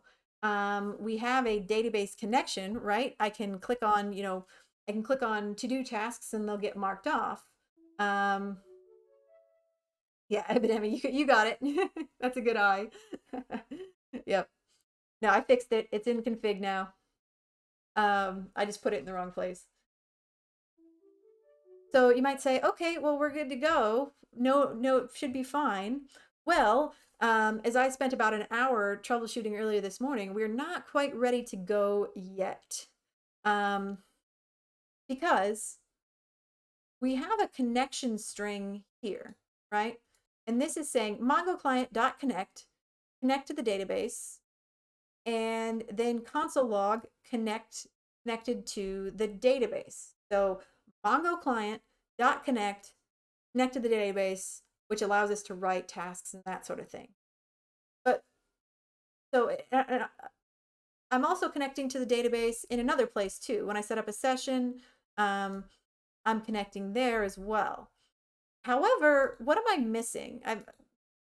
This took me a little bit to figure out this morning, so it's okay if we don't get it. I'm just curious if anybody, y'all are pretty smart, so I'm curious if anybody spots what connection I might be missing.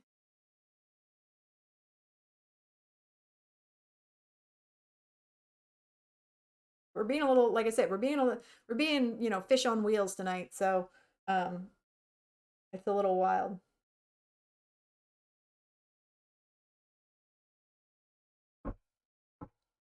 If you remember this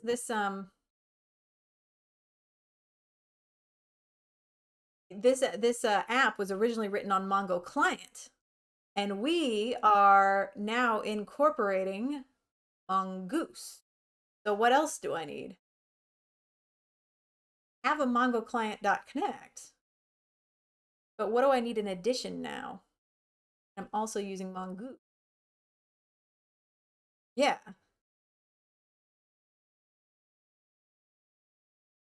No good, Nick. That's a great guess. But actually this is going to be just fine. It won't hurt anything using this connection string with Mongo client.connect. It's all good. So I could need require Mongoose. I'm actually going to put that, I'm actually going to have that in a different file. I think Jacktree Coding kind of got it. So basically right now I'm connecting to the database using Mongo client.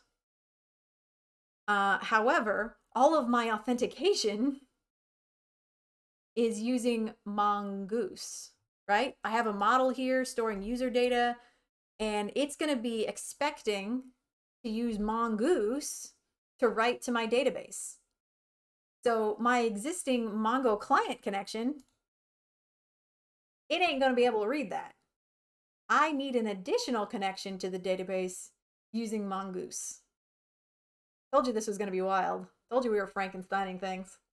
So I need essentially two separate connections, one for writing the tasks using Mongo client, and another one that's going to be writing the user data and the session data using Mongoose.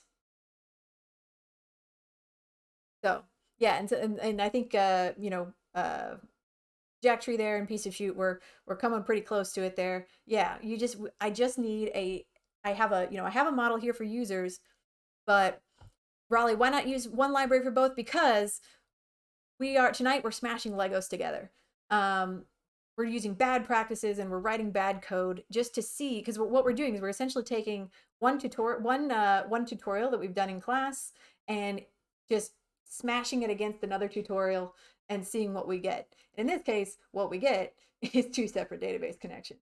But yes, I'm fully aware that we could use Mongoose and completely rewrite this and make it much better. But tonight, we're trying to see how we can use what we have, which is what we have is an existing Mongo client connection and then authentication using Mongoose.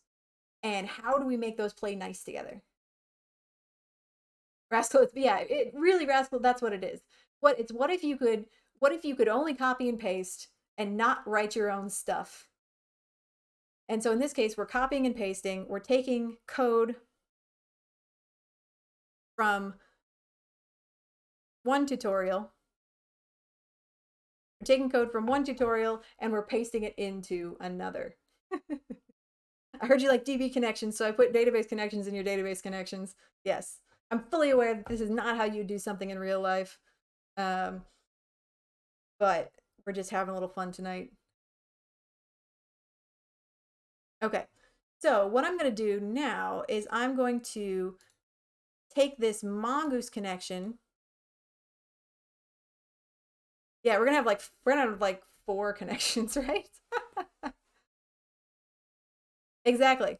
So that's the point of this, right? Jack Tree is I love this exercise because starting out when we have pieces that work, we make Frankensteins until we can hammer out our own flow. Exactly. And that's what I'm trying to show here is that you can take something as simple as Leon's little mini express app, grab the Traversy tutorial, rip stuff out of it and bolt it all together and make something that does something different. Not necessarily something that's useful, but you could turn it into something useful. Absolutely. Yeah, so so here I'm going to go ahead and grab everything that's in this database.js file, which is going to create a Mongoose connection.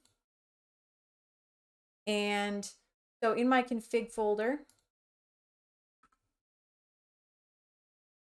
I'm going to create db.js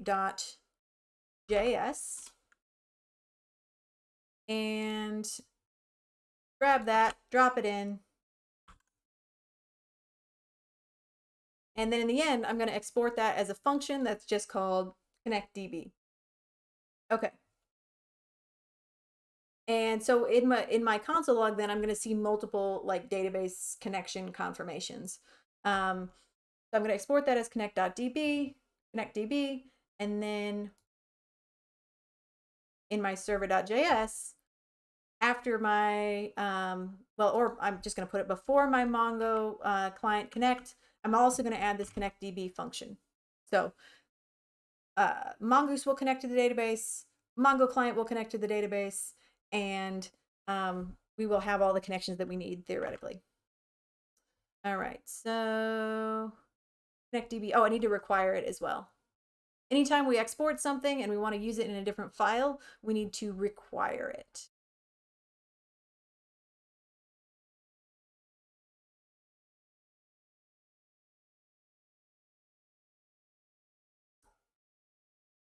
Let's see.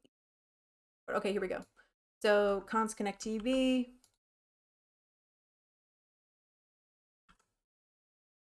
Require config db. That should work. There we go. Okay, so now if we look in here, we can see server running on port 9000. MongoDB is connected, so that's the Mongoose connection running. And then the Mongo client is connected as well. So we're connected in both places. Perfect. All right.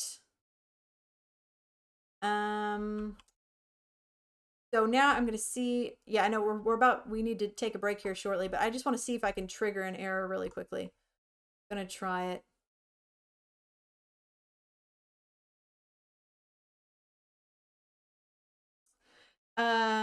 all connections will go in the server always. Well, you can put them in separate files like I did there.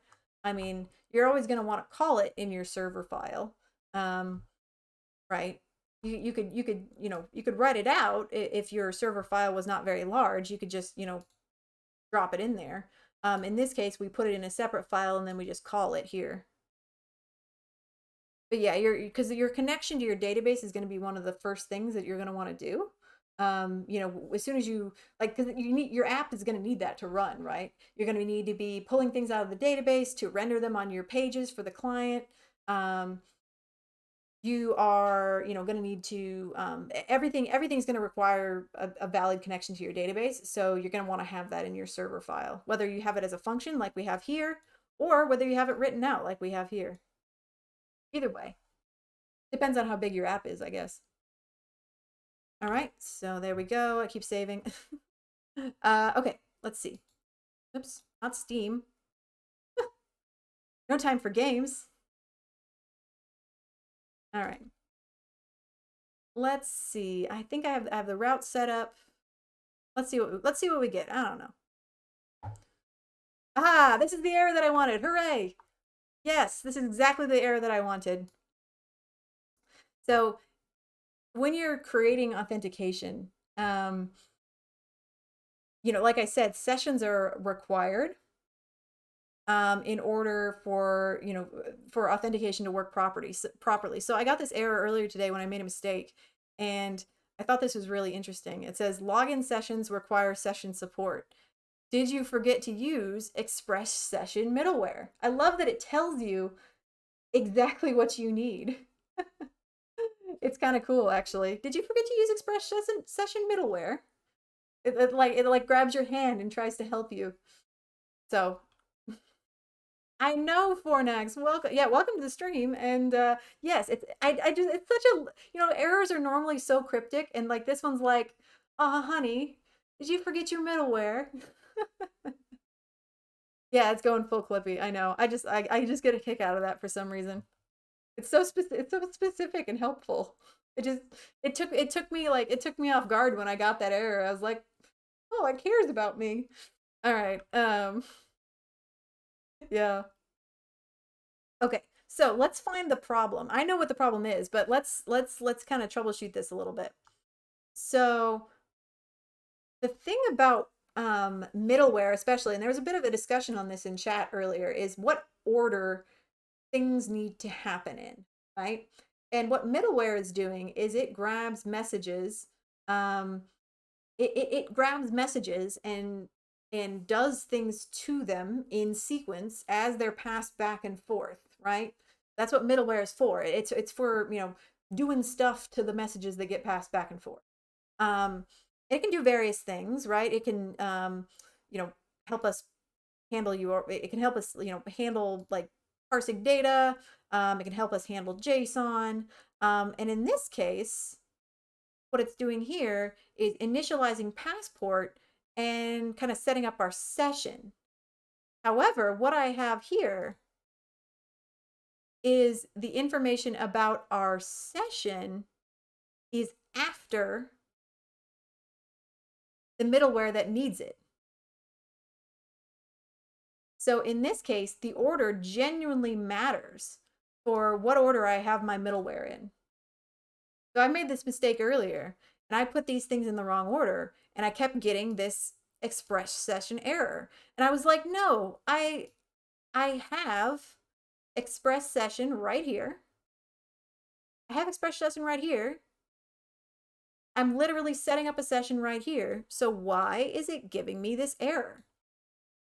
And it thinks that I forgot Express Session, even though I absolutely didn't, just because by the time it gets to this point in the code, it doesn't have this information that it needs.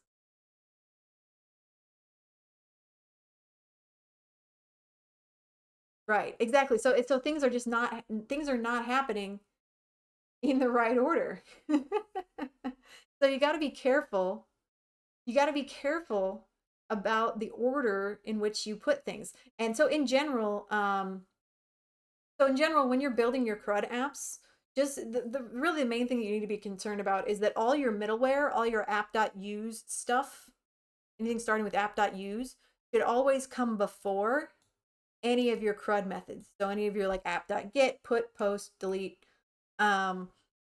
anything that says app.use should come before that. And then in there can sometimes, like we just saw here, there can sometimes be ordering issues, within the middleware itself. So what we can do to fix this is literally just change the order of these things right here. Boop. So I just switch that. It sets up the session, sets up the store, and then when it gets down here, it has all the information it needs to do the authentication, build the session, etc., etc. Yeah, the Express files is a good copy and paste. Yeah, this is the kind of thing that you're not going to type out every single time. I feel like now that I have this Traversy like tutorial that we did, I'm going to be using this as the basis for so many things, and just like swapping things out, right? Like putting things in, swapping things out, adding, removing elements, that kind of thing. I'm not doing that again from scratch. That took 14 hours to do the whole tutorial and stream through it. So it just, there's so much, there's repetition, right? And as you build more CRUD apps, you start to see that. You start to see repetition of the same certain, not every element, because every app is different, right? But you start to see repetition of the same patterns over and over again. So that's the cool thing, is that, yeah, you can copy and paste and just swap things out when you need to, right? Okay, so let's save this, and I'm gonna go back home here, and I'm gonna try that auth Google button again, and we'll see. So I would say 50-50% chance either it works or we get a brand new error that's completely unexpected. So place your bets, and then we'll go on a break. All right. So when I click this button, I would say 50-50 chance. It's not 14 hours at once. It was like 7 hours one time and then it's like 6.5 the other. So it is split in half. So enjoy that. But yeah, it was still long either way. All right, let's see. Hey! Google authentication, baby. Oh, Given says I got 100 microlians at work, so I think you win that bet.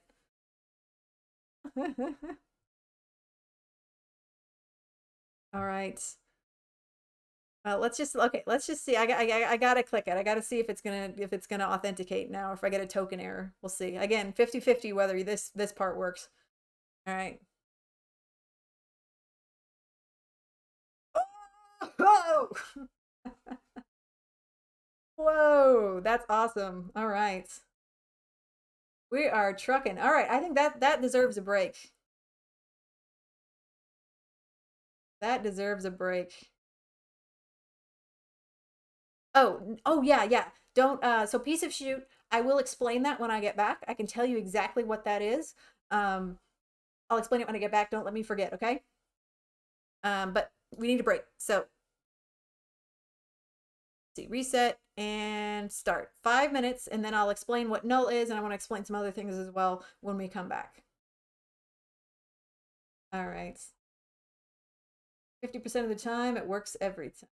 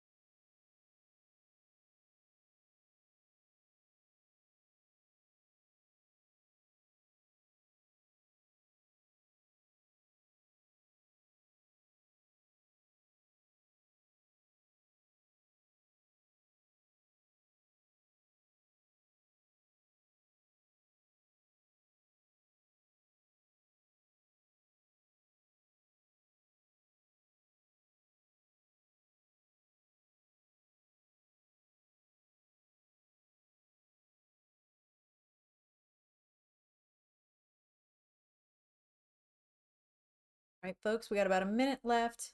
We're just wrapping this bad boy up. There's a few things I want to explain. We're going to add a log out function. And yeah, so, pretty easy breezy stream tonight. Lots of copy paste, but that's the intention.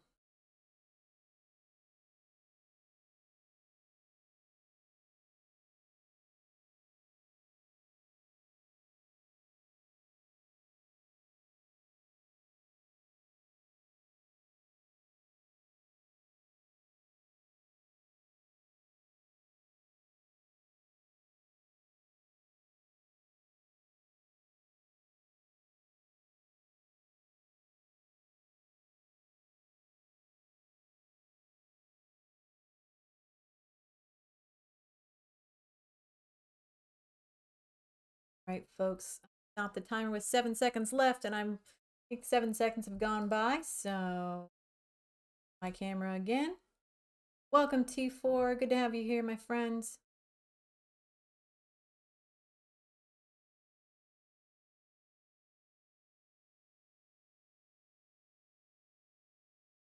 Okay, so welcome back, folks. Yeah, and so the login did seem to work. And like I mentioned before, there's a couple things I want to explain. Hey, Suka. Welcome. Good day indeed. Are you hailing from Australia, my friend? It would be like, when would it be there? Very different than it is where I am right now, I assume. But I do want to emphasize before we talk about like some of the results that we got back from our find user, and we're also going to take a look at what's in the database now. I wanted to mention something that Strange Shadow said here in chat. No need to feel useless doing 4Q problems. My experience with like talking about code wars. So my experience with problems that are 5Q or harder, that they often require specific data structures and algorithms knowledge that a lot of us aren't deep enough to know yet. Yeah, absolutely. I feel like folks are, sometimes really wearing themselves down, trying to grind and get those higher Qs, going like thinking they have to constantly move up. And that's not true. You should go at the pace and the level where you feel comfortable, and just it's more about consistency than it is about levels. And that can sometimes be the bad thing about like the gamification of learning, is that you always feel like you need to grind for the higher level when it's not about the levels, it's about being consistent.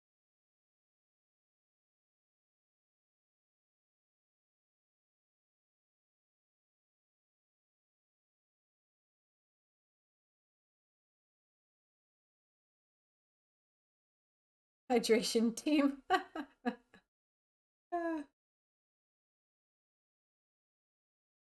Yeah, so I have a giant mug of tea there, Suka. So I hope this is enough. Yeah, this is my giant mug, and it was full of tea, and there's only like half an inch at the bottom left. So I feel like I've done pretty well. But thank you for asking. All right, all right. You want me to hydrate again? I will. Chug it now. Okay. It's cold, but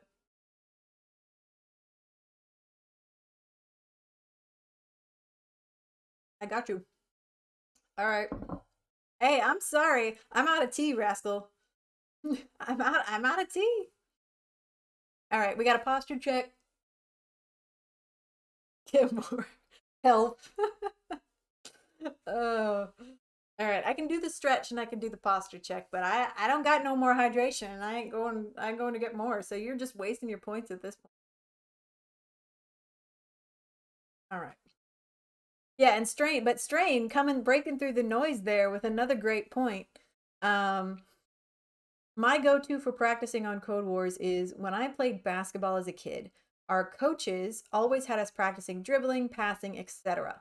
The best practice is the fundamentals, not the crossover Euro step layouts. Exactly. The more you practice the fundamentals, the better off you'll be. Absolutely. And that'll help you do the things that you do a million times when you're actually working as a dev, versus the things that you may only have to do, 3 or 4 times a month or less.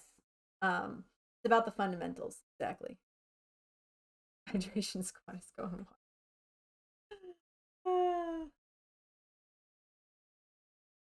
Oh, you got a contact about junior cloud engineering role? That's rad. That's awesome. Yeah. Okay.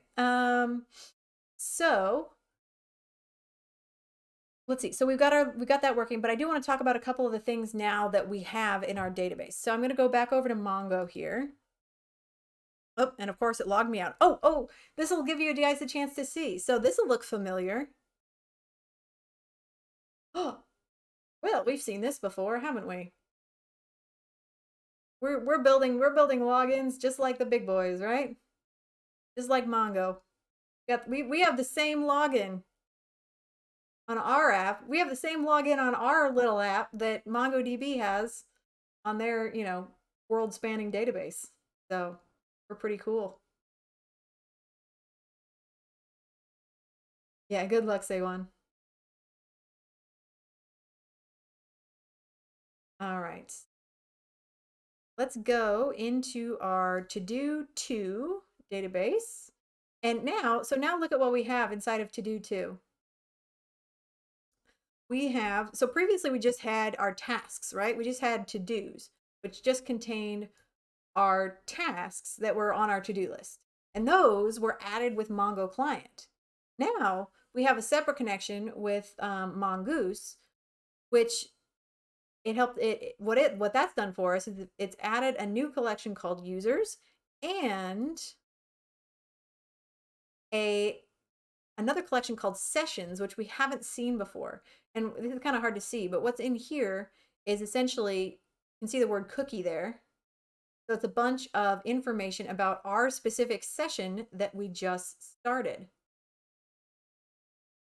right? And here, so somebody was asking earlier about expirations. I'm sorry, I don't remember exactly who, but here we can see that there is an expiration date on this session by default. It expires in 15 days. This session will automatically expire in 15 days and no longer be valid.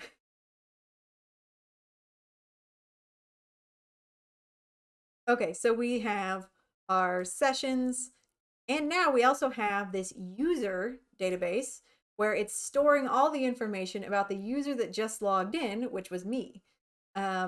So I've got just all the, it's basically, this is all the things we set up in our Mongoose model, right? We set up the Google ID, we got the display name, we got the first name, we got the last name, we got their image, and we have the created date.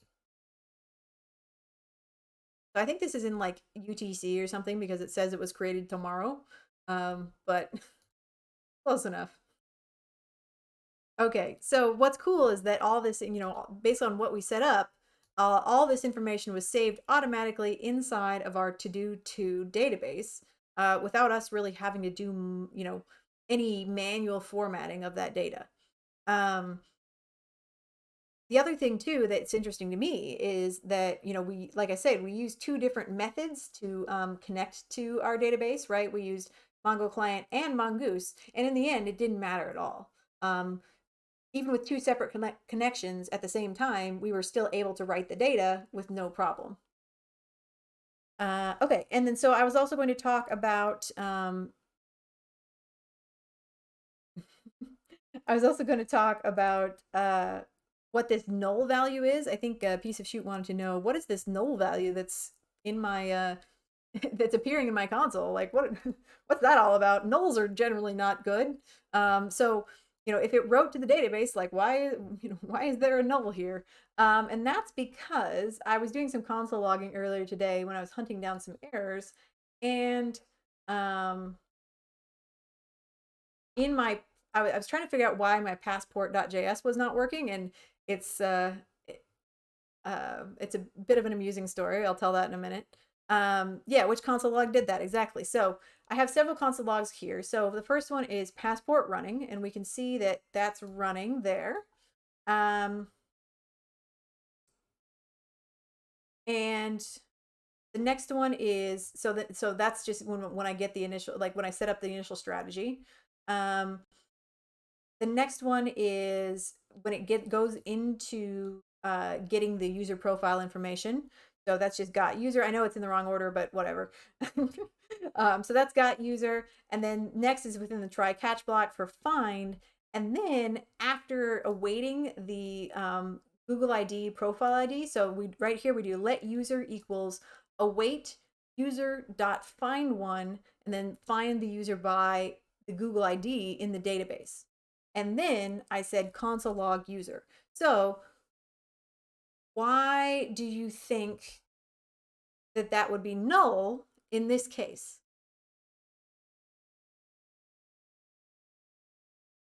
Why do you think that why do you think that that would be null in this case? It's this console log right here. A little pop quiz for you.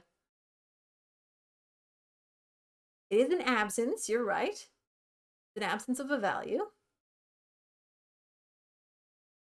So everything was successful, right? Everything worked. So why would why would console log user be null? This is an interesting one. I can give you a clue if you want a clue. You're correct. Why didn't it find the user in the database? Why not?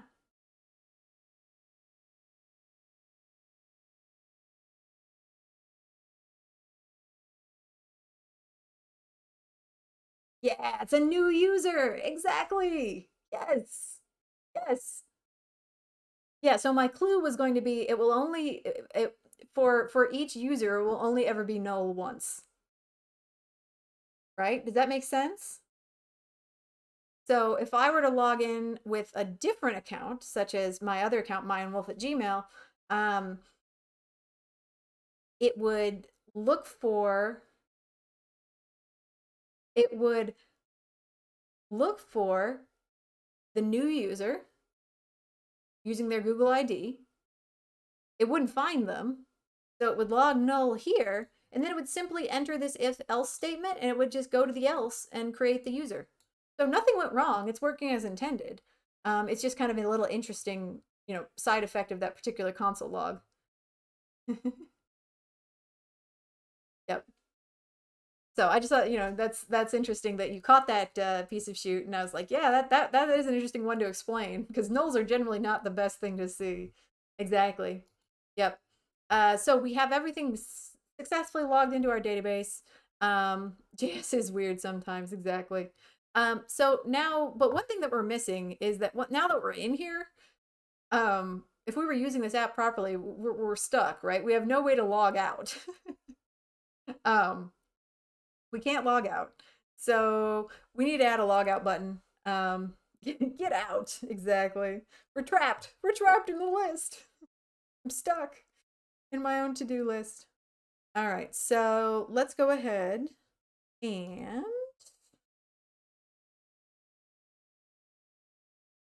grab our logout button. So I'm just going to grab that from with the proper route and everything. I'm going to grab that from dashboard. I think it was on the dashboard. Oh no, sorry, it's in partials. In the Traversy code, it's in partials and header. It's right here. I'm not going to worry about formatting or anything. I'm just going to make it a plain link. Just grab that, drop it in our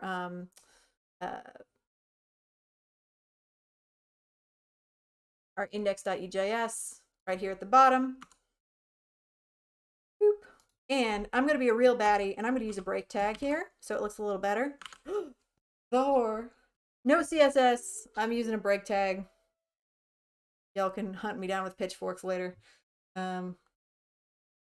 Break tag. And now we have a logout button with a route. And I think we already have this route set up, actually. I can double check that here. So that's going to auth. So it's going to go into our auth.js, and we have this logout already set up. So this should work. If I reload, there we go.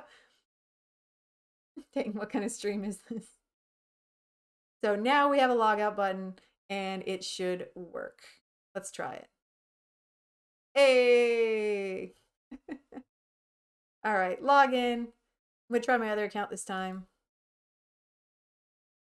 Hey, can do stuff. Add, delete. It says it's funny. It says it's deleted, but it doesn't. It didn't take it away. This this particular part of the app right here leaves a little bit to be desired, but that's okay. We'll be able to write a better one in a couple of weeks, right? Pitchforks only got normal cutlery. All right, let's do longer. I cannot wait until Leon starts talking about how to like, about actually like finding things by ID in the database. That's gonna as a back end developer in my day job. That's killing me. That that he's not talking about finding things by ID yet. I'm dying. Because I don't want to spend a bunch of time harping on it until he actually talks about it. But oh um can't wait. Okay, so that's working perfectly, and then we'll log out. Now let's look at our database here, and we should have an additional user in here. No worries, Epidemi. Yeah, we're wrapping up here, so you're not gonna miss much here. We're just double checking a few things.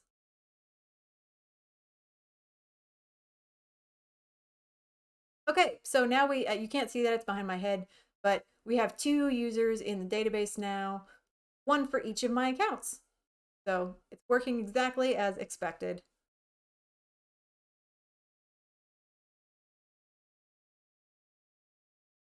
All right, so I think that was all the functionality I wanted to add. So it's been a wild ride, and in the end result really, doesn't do very much at all, right? It logs you in, it logs you out. It doesn't really protect your data in any way. Like I said, it's a fish with wheels. It's a door next to an open window. But I hope we all learned something. Also, some folks were talking about earlier about what can we do? What can we do with this sort of concept, right? Well, if I was actually building this, um, I would build it from the ground up. I would build it using Mongoose. Um, I would, have everything using Mongoose. I would have schemas for both the users and the to-do tasks. Um, and I would probably try to minimize the client-side JavaScript. Probably I don't know if we could get rid of it completely. Doing all this, custom formatting here. Um, but I'd probably try to cut down on the client side JavaScript, do everything using Mongoose, and also absolutely I would look up the database items using the ID, which I'm sure we'll cover very soon in class. Hey, Howard, Greg, welcome to the stream. Just learned about the channel, lucky you. Yeah, well, I hope to see you back here again soon. Um, we are kind of wrapping up here for the night, but feel free to check out some of my past videos. They're on my Twitch, and also you can do exclamation point YouTube in chat if you want a link to my YouTube channel. Um, and also you can do exclamation point Twitter in chat if you want a link to my Twitter. That's where I announce what I'm doing on every stream. I announce my schedule, um, what I'm going to be talking about. So yeah, every app is just a themed to-do list. That's funny.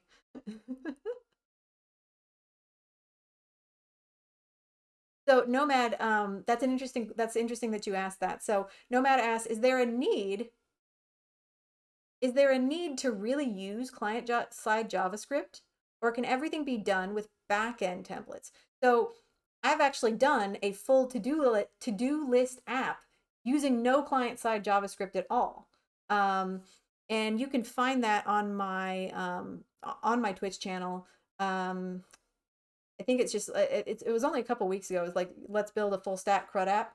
And it's literally, yeah, it's a to-do list app with no client-side JavaScript at all. Everything's handled through server.js and routes. Um, yeah, that was a fun one. So yeah, it's absolutely possible, Nomad. Yeah, and it depends on scale and use case, right? Like anything. It's a case by case basis, and when you're coding, I think only a Sith deals in absolutes, right? Only a Sith deals in absolutes, and you want to, you got to be flexible depending on the use case, and especially you got to know how to be flexible depending on what your employer wants. Um, your employer is probably going to have a set of their best practices that are going to be, you know, relevant to what they want, how they want you to build things. So it's important. It's good to be flexible. It's important to not have a ton of hard and fast rules, saying never, saying always. Those things can limit you more than help you in a lot of times. Right, and Rascal has a good point there. So all functionality is definitely possible with backend only, but to get some improved user experiences, such as no refreshing of the page after every single change, um, shorter load times, fancy animations, yeah, client side is good for that, definitely. Yep. Um, and yeah, kind of sharing the load between client and server side can be, yeah, very helpful when you are building bigger complex apps. Hmm?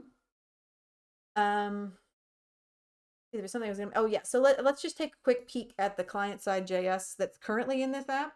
The stuff that was pre-written. We didn't add any of this. Um,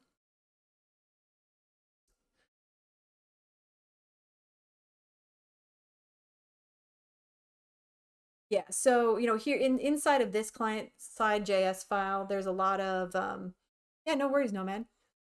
Um, inside of this client side JS file, there's really a lot of event listeners, which can somewhat be bypassed if you are using if you just wrap things in links and pass routes. So you could probably bypass those event listeners that way. And here we're doing some fetches for sending like deletes. Um, so fetches for like the deletes, and then it is it's doing a reload anyway here, so that's not necessarily better served by using client side JavaScript. Again, it's a matter of opinion. um, and for the mark complete, since that's like a formatting thing, I mean, I guess I kind of agree with maybe having that client side, since you're just changing formatting, right? And so you could leave it client side so the page doesn't have to refresh, although unfortunately we're doing a reload here anyway, so it doesn't really help. um yeah, I guess all of these involve reloads despite them being client side, so that there could be some improvements there, but in the end it works, right? And so sometimes that's all that matters, is that it works, because you can spend a lot of the times I kind of have a thing for like reading about like video game failures and um crazy moments in like video game development history. I'm not a video game developer by any means, but I like video games, and so I like reading about video game history and stuff. And it seems like a lot of the times when games fail, it's because they get stuck in that like endless cycle of perfection, right? Like searching for perfection, always searching for the best way to do something or the latest and greatest way to do something, rather than just getting the thing done, which is sometimes what can get you farther than anything else. Is just finish the thing. Doesn't really matter how you do it. Just get the thing done, right? That Snake a while back would disagree. Yeah, that was wild, man. That thing, like, when we built Snake a couple like what was that, like 3 or 4 months ago? Yeah, that thing chugged. Oh boy. Yeah, all of it done in individual page reloads. Yeah, we built a browser version of the video game Snake, where you're a snake and you go around eating fruit. We built a version of that a few months ago, and instead of using proper animation, we did like constant page reloads, and it was wild, man. Full Stack says the hardest thing for the artist is finishing. Absolutely. Yep. Sometimes you just gotta slap it out there. Yeah, Nomad says I think that's a big issue in most projects, and yeah, I would agree with you. Yeah, it's important to just sort of sometimes be comfortable with the concept of good enough. Um, just being like it's okay, it's fine. Like on my last stream, I mentioned that I had used some regex to parse through like 7 million rows of a database table. I had to send. I was trying to remove HTML tags from a database table with 7 million rows, and what I came up with removed it from all but 130, I think 130 rows. So there was still 130 rows with some like badly formed HTML tags that weren't quite configured correctly. And but in the end, I was like, that's good enough for me, you know. I'm not going for perfection here. I'm not going to go back and fix those 130 rows out of 7 million. I'm gonna send that bad boy forward for testing and see if anybody even notices, because I don't think they will. So that's just one of those things, right? It's good. I would say it's good enough. I fixed 99% of the issues. I would say that's okay, unless somebody wants me to go back and fix 100%. That's why future development is a great thing to have, so you can get your MVP out. Yeah, your minimum viable product. Yep, that's very important. Then move forward from there, and it shows that the thought is there and that you're good at managing time. Yeah, a lot of development, especially if you are working remotely, a lot of being a dev is about managing your own time without somebody looking over your shoulder and saying, are you done yet, or why aren't you working on this or that. It's about you being given a deadline and then being able to meet that deadline. So yeah, that's a very important part of it.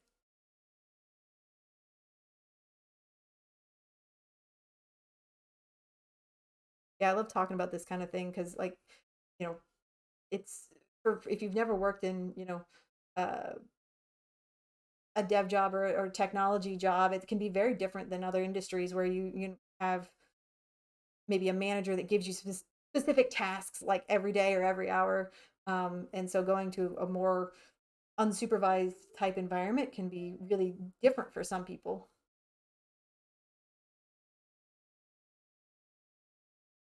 As for the rabbit holes, they're fun but dangerous. Yeah. Yep.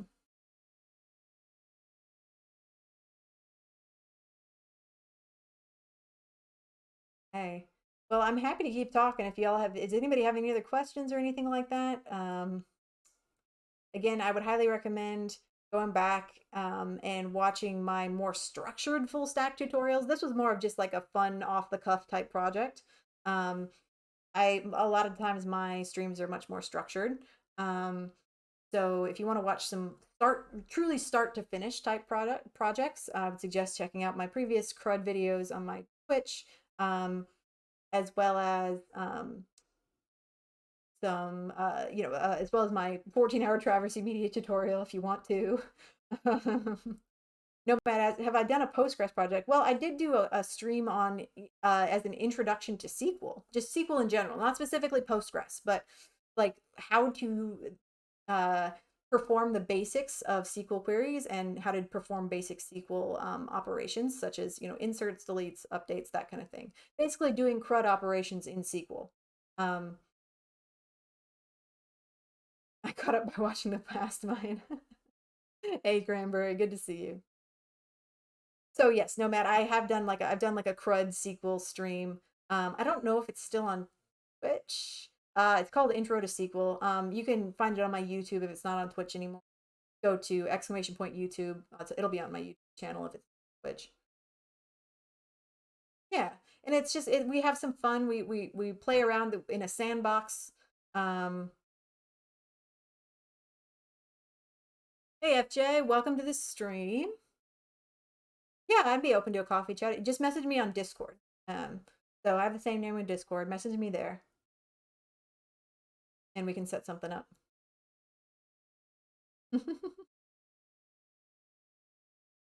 Of course, we want to watch the 14 hours worth of streams. Hey, speak for yourself. Yeah, my streams are not normally 14 hours. They normally are about 3 to 4. That's about average length.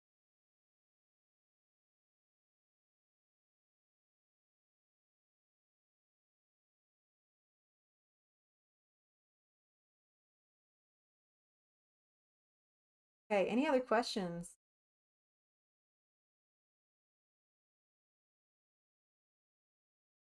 Things you'd like to ask in general? It doesn't have to be about this project. Could be about anything.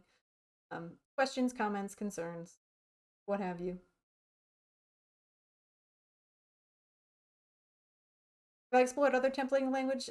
So I mean, so the course that a lot of us are enrolled in, 100 Devs, um, starts out with EJS. So we're learning full stack development. Like, I'm not a full stack developer. I'm, my day job is I'm a SQL developer, so I'm learning full stack. So we started out with EJS. I recently used handlebars in that 14-hour tutorial that I mentioned. And so really EJS and handlebars are the only two that I've so I don't really have, like, I can't really say, like, ooh, such and such is the best or whatever. Yeah, cranberry, exactly. So we don't have a user ID in the to-do because currently the all of the to-do data is being like brought back from the database by Mongo clients, and all of the user data is being stored with Mongo. So I thought about, finding a way to link those together and managing that and stuff, but I didn't want to make the stream. I didn't want to have another long stream, so I just thought, well, we'll leave it at this. Just all we're doing is just adding the login gateway. But if you wanted to, add that additional feature, that would be a great one to add, right? Is linking the user ID of the person that logged in, because we have it. We have stored it in the database, right? Um, we have it. We stored it in the database. So you could, do maybe a separate call to the database, grab the user ID, link it, or I don't know. You could think about how to do it. Oh, goodness. Hey, Callow Creation, welcome. Thank you so much for the raid. Hi. How is everybody doing? Hey, Callow. What were you working on this evening,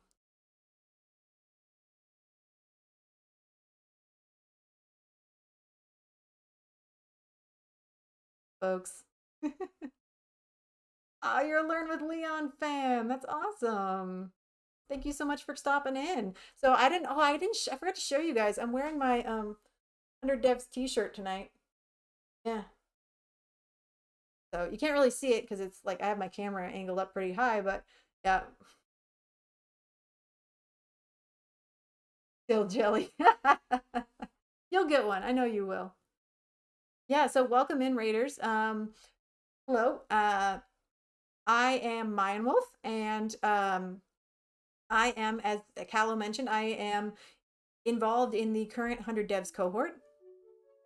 And so I actually am already a developer.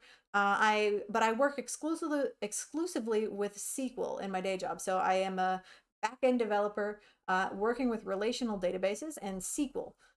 So, being in 100 devs and learning full stack development with no SQL databases, such as MongoDB, is very different for me. It's the other side of the house. And learning JavaScript. I didn't know any JavaScript before I started. So yeah, I'm having a lot of fun participating in this cohort with everyone. And I generally stream 100 devs related content. We work on projects, we work on homework, we do office hours, we do, yeah, generally just whatever we're covering in class, I'll cover something related to that on my stream.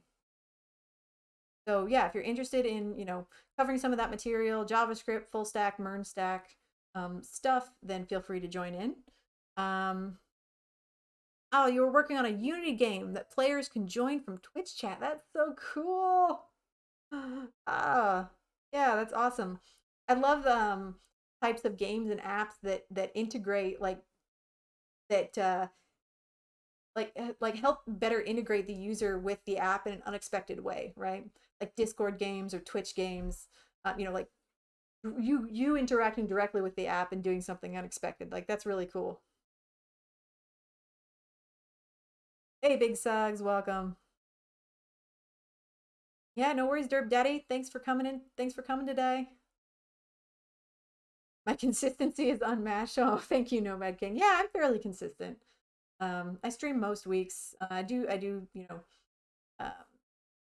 take days off occasionally for my own health and to do things that are important in real life. But most weeks I stream twice a week. All right. Well, we were just about thank you again, Calla, for the raid. Um, we were just about to wrap it up here for the night, finishing our weird little project. So what we built tonight was we took an existing app that Leon, the leader of 100 Devs, an app that Leon made, and for no particular reason, um, we added Google login to it. We added Google authentication for no other reason than we could. So yeah, it has Google authentication now. No reason, just cuz. Pablo squared, that's the best reason. I like the way you think, my friend. Yep. Just like I said earlier, we're putting wheels on a fish just because we can. Yeah. Logs you in, it logs you out. And then it also writes the data to the database, which is also cool. You know. Yeah. Okay, folks. Well, thank you so much for coming today. I think we're wrapping it up. Let's find somebody else to raid. Let's pass along the love, shall we? To get my raid window pulled up here. We'll see who is hanging out this evening. Oh, thank you, Fat Cat. Thanks, Interplanet. All right. My dog, I think, is standing. My dog is standing beside me, panting. I think, telling me that he needs to go outside. So, figured we'd wrap it up. We'll raid somebody. As always, feel free to suggest a raid target if you would like. I see we've got Midnight Simon and Techie Girl. Couple choices. Hey, Unicorn. Yeah, you made it here just in time for the end. Oh, still good to see you though. Yeah, let's do Techie Girl. Do Techie Girl. Right. We're gonna raid Techie Girl. We'll start that raid.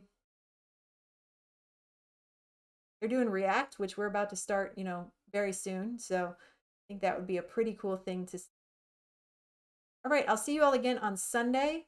I imagine we'll probably do something, like office hours with maybe a little bit of light crud review on Sunday because I don't think Leon's doing office hours on Sunday. So we'll do office hours to kind of probably fill that gap. Um, so I'll see you all on Sunday and have a great rest of your week.